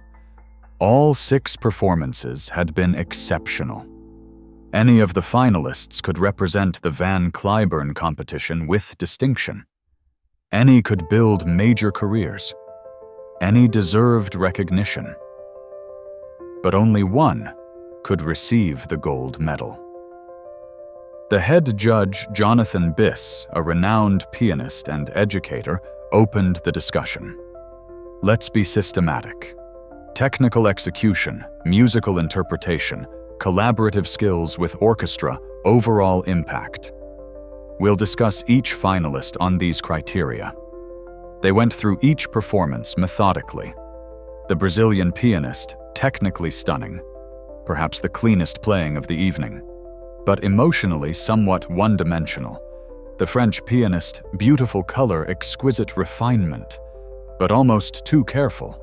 I wanted more risk-taking. The Polish pianist, powerful, committed, musically deep. The Brahms was genuinely moving, way brilliant virtuosity. The Tchaikovsky was thrilling, but I'm not sure I learned anything new about the piece.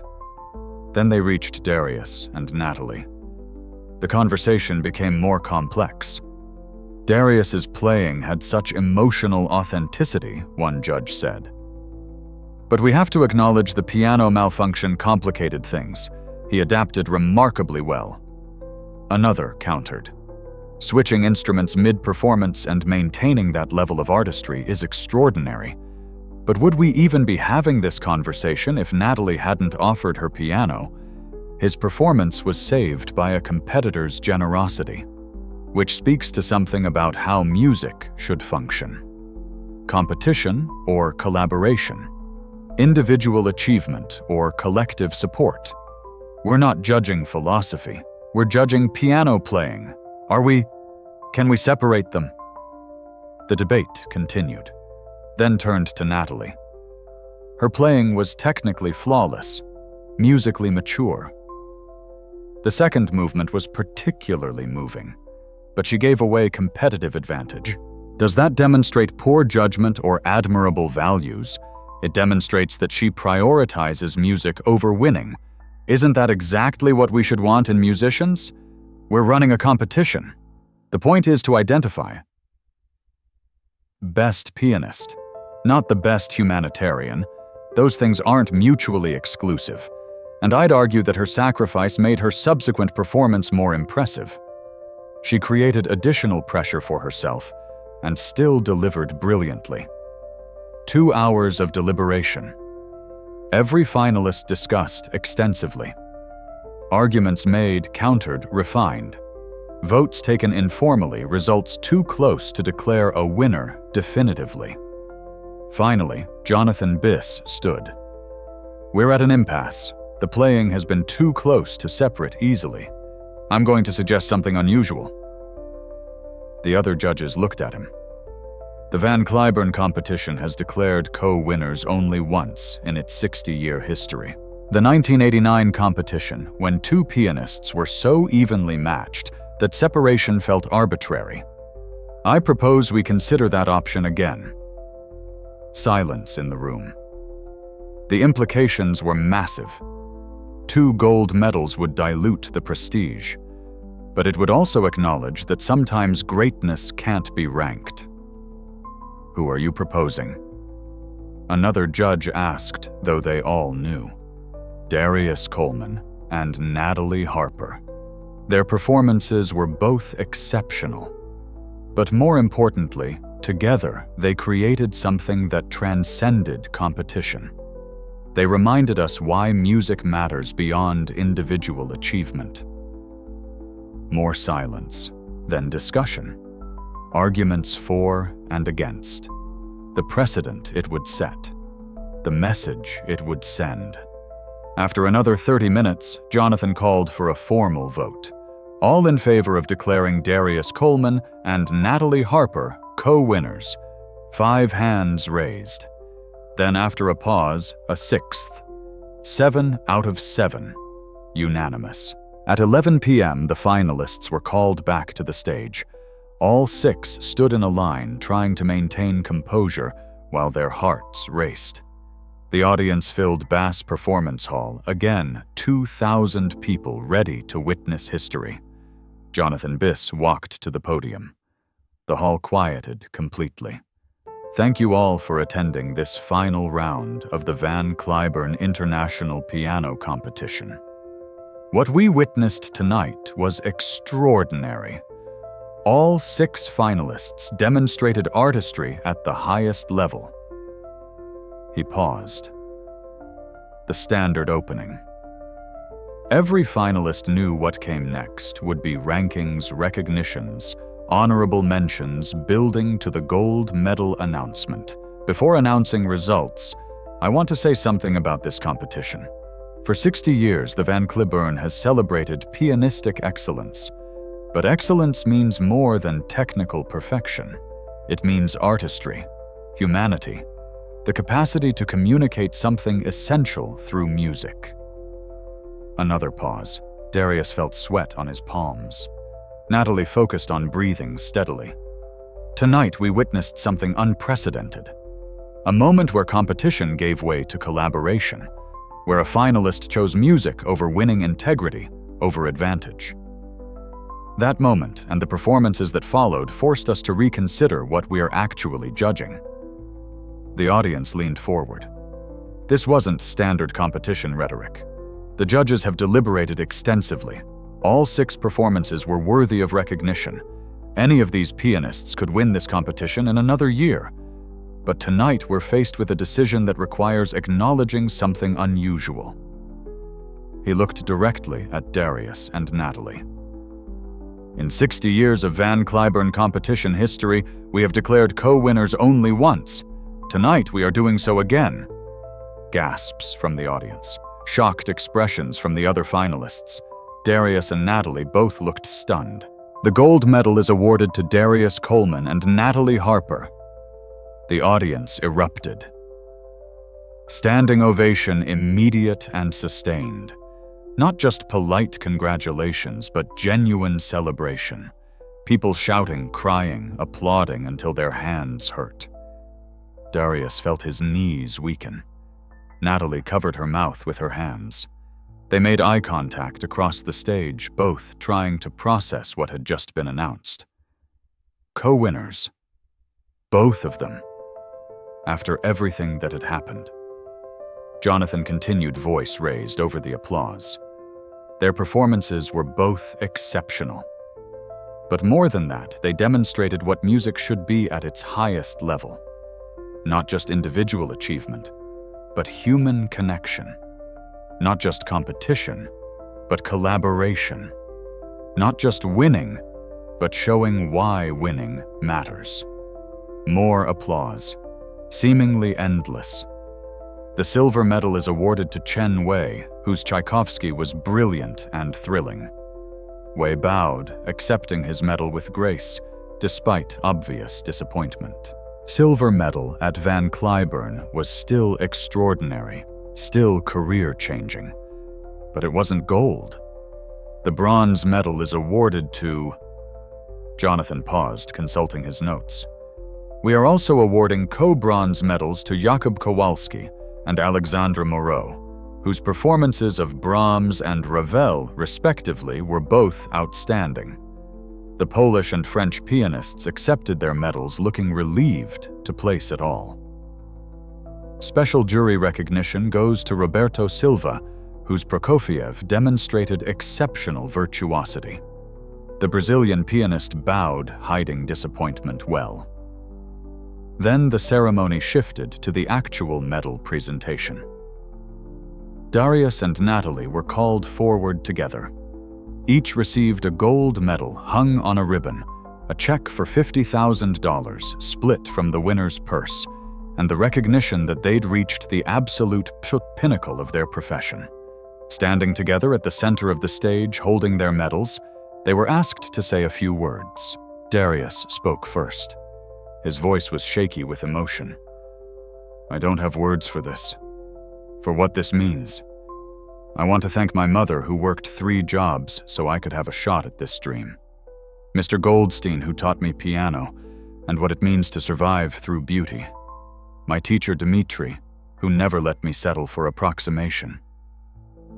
He paused, looking at Natalie. And Natalie Harper, who showed me that the highest form of competition is wanting your opponent to be at their best. Thank you for saving my performance. Thank you for reminding me what music is supposed to be about. Applause, loud and sustained. Natalie spoke next. I'm standing here because of a lot of people who helped me rebuild my relationship with music.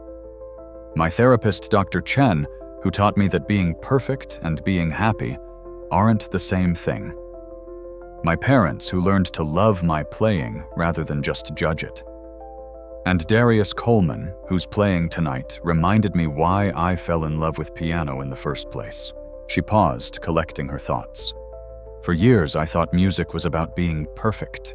Tonight taught me it's about being present, being honest, being willing to prioritize art over ego. I'm grateful to share this moment with someone who understands that. More applause. The audience wouldn't stop. The celebration continued for another 10 minutes. Photographers capturing images that would appear in classical music publications for years, critics already drafting reviews that would call this the most memorable Van Cliburn competition in history. Eventually, the ceremony concluded. The finalists walked off stage. Darius and Natalie found themselves in the green room together, both still processing what had happened. We won, Darius said, almost laughing. Both of us. That's insane. Completely insane, Natalie agreed. And perfect, somehow perfect. They stood there, 2 pianists from completely different worlds brought together by competition and transformed by collaboration, holding medals that represented everything they'd sacrificed to achieve. Thank you, Darius said again, for what you did. I still don't understand why, but thank you. You would have done the same for me, Natalie said. I honestly don't know if I would have. I want to think I would, but in that moment with everything on the line, I don't know. Then I'm glad I figured it out first. Maybe you'll get a chance to return the favor someday. I hope I never have to prove myself like that. But if I do, I hope I'm half as brave as you were tonight. They hugged, Just briefly, two competitors who'd become something else. Not exactly friends yet, but colleagues who'd shared something profound, who'd changed each other's understanding of what music could mean. The Carnegie Hall debut was sold out 6 weeks after tickets went on sale. Two pianos. One voice was the concert title. Darius Coleman and Natalie Harper, the Van Cliburn co-winners, performing together for the first time since the competition. The program featured works for two pianos by Mozart, Brahms, Rachmaninoff, and a contemporary piece commissioned specifically for them. Backstage before the performance, they warmed up in adjacent practice rooms. The familiarity of piano keys, the ritual of preparation, but without the anxiety that had accompanied competition. They were performing together now, not against each other.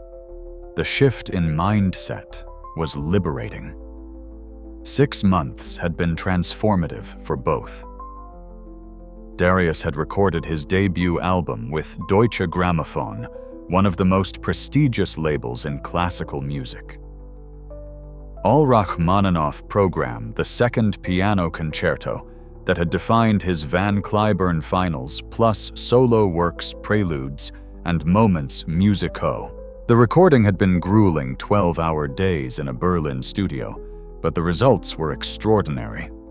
He'd also started a foundation, Keys to the Future, providing free piano lessons and instruments to kids in Detroit and other underserved communities. The Van Cliburn prize money had seeded the organization. Donations from people who'd been moved by his story funded expansion. Every kid should have the chance I had, he told reporters. Not just talent, opportunity, access, mentorship. The difference between me and 1,000 other talented kids was that I got lucky enough to meet Mr. Goldstein. Nobody's success should depend on luck like that. Natalie had recorded as well. An album of Chopin, Schumann, and Brahms pieces that told her journey from perfectionism to presence. Critics called it playing of remarkable emotional maturity and technically flawless, but more importantly, spiritually generous. She'd also returned to teaching, something she'd always enjoyed, but never prioritized during her competition years. Working with students reminded her daily that music was communication, not competition. That the goal wasn't perfection, but honesty. Her parents had attended the recording session. Her father had cried during playback of the Brahms intermezzo, the first time she could remember seeing him emotionally moved by music, rather than just critically evaluating it. "I'm sorry," he'd said afterward, "for putting so much pressure on you, for making you think your value depended on being perfect." "You did the best you knew how," Natalie had replied. "And I survived it, maybe even needed it to get where I am now. You would have gotten here anyway. Maybe happier, maybe sooner. But you would have gotten here because you're remarkable, not because I pushed you." The conversation had been healing in ways therapy couldn't quite reach. The Carnegie Hall performance went brilliantly. Mozart's sonata for two pianos, playful and precise. Brahms's variations on a theme, by Haydn lush and architecturally perfect. Rachmaninoff's Suite. Number 2 for two pianos, the piece they'd both chosen to close the concert. But the highlight was the commissioned work. Confluence, written by contemporary composer Caroline Shaw specifically for them. 15 minutes of music that required the pianists to sometimes compete, sometimes cooperate, sometimes blend so completely that determining who was playing what became impossible. The piece was a sonic representation of their Van Cliburn story. Moments of individual brilliance giving way to collective creation. Competition transforming into collaboration. Two voices becoming one. The audience at Carnegie Hall responded with the kind of ovation usually reserved for legendary performers at career peaks, not rising stars at the beginning of their journey. But what Darius and Natalie had demonstrated at Van Cliburn had resonated far beyond classical music circles. They'd been interviewed on NPR, featured in the New York Times, discussed on podcasts about competition and collaboration in various fields. Their story had become bigger than piano playing. It had become a parable about what success could mean if people prioritized collective elevation over individual achievement. After the Carnegie concert, at a reception hosted by the hall's director, they were approached by countless people wanting to share how the Van Cliburn moment had affected them. Teachers who'd changed how they approached student evaluation. Musicians who'd started collaborating instead of competing. Business people who'd reconsidered their approaches to workplace culture. "You changed something," one woman told them. "You proved that being generous doesn't mean being weak, that helping someone else succeed doesn't diminish your own achievement. My entire company is implementing new collaborative structures because of what you two did." Darius and Natalie exchanged glances. They'd just been trying to make good music. The fact that it had inspired broader cultural conversations felt simultaneously humbling and surreal. Their partnership had developed into genuine friendship. They texted regularly, called to discuss repertoire choices, and career decisions met up when touring schedules aligned.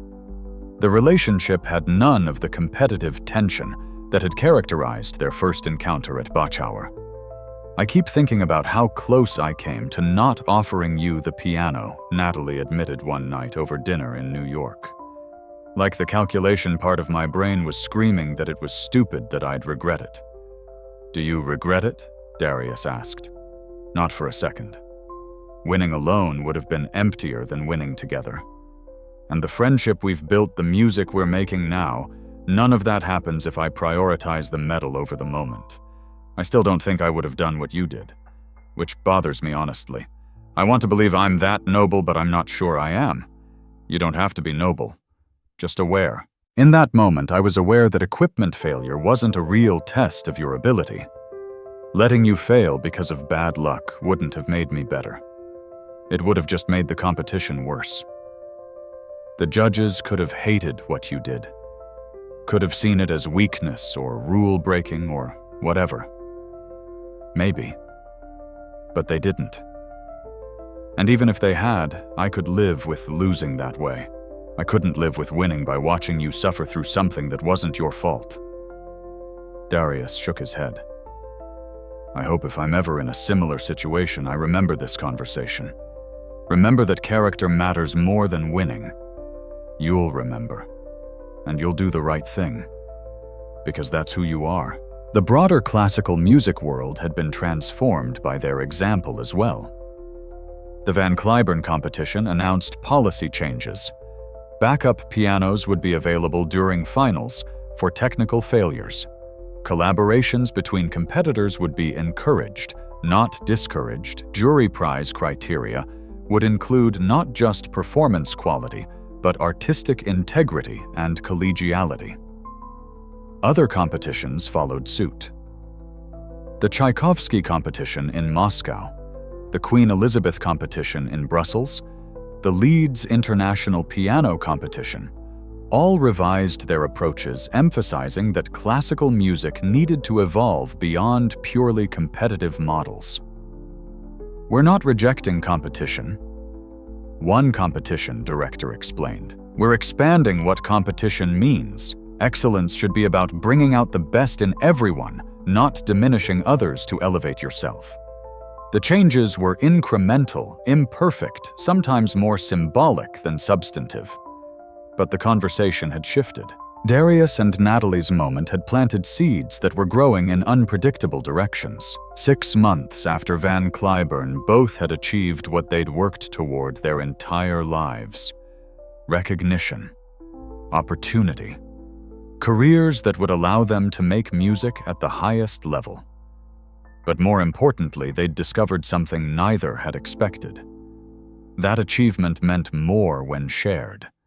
that success felt better when it elevated others, that music's highest purpose wasn't individual glory, but collective beauty.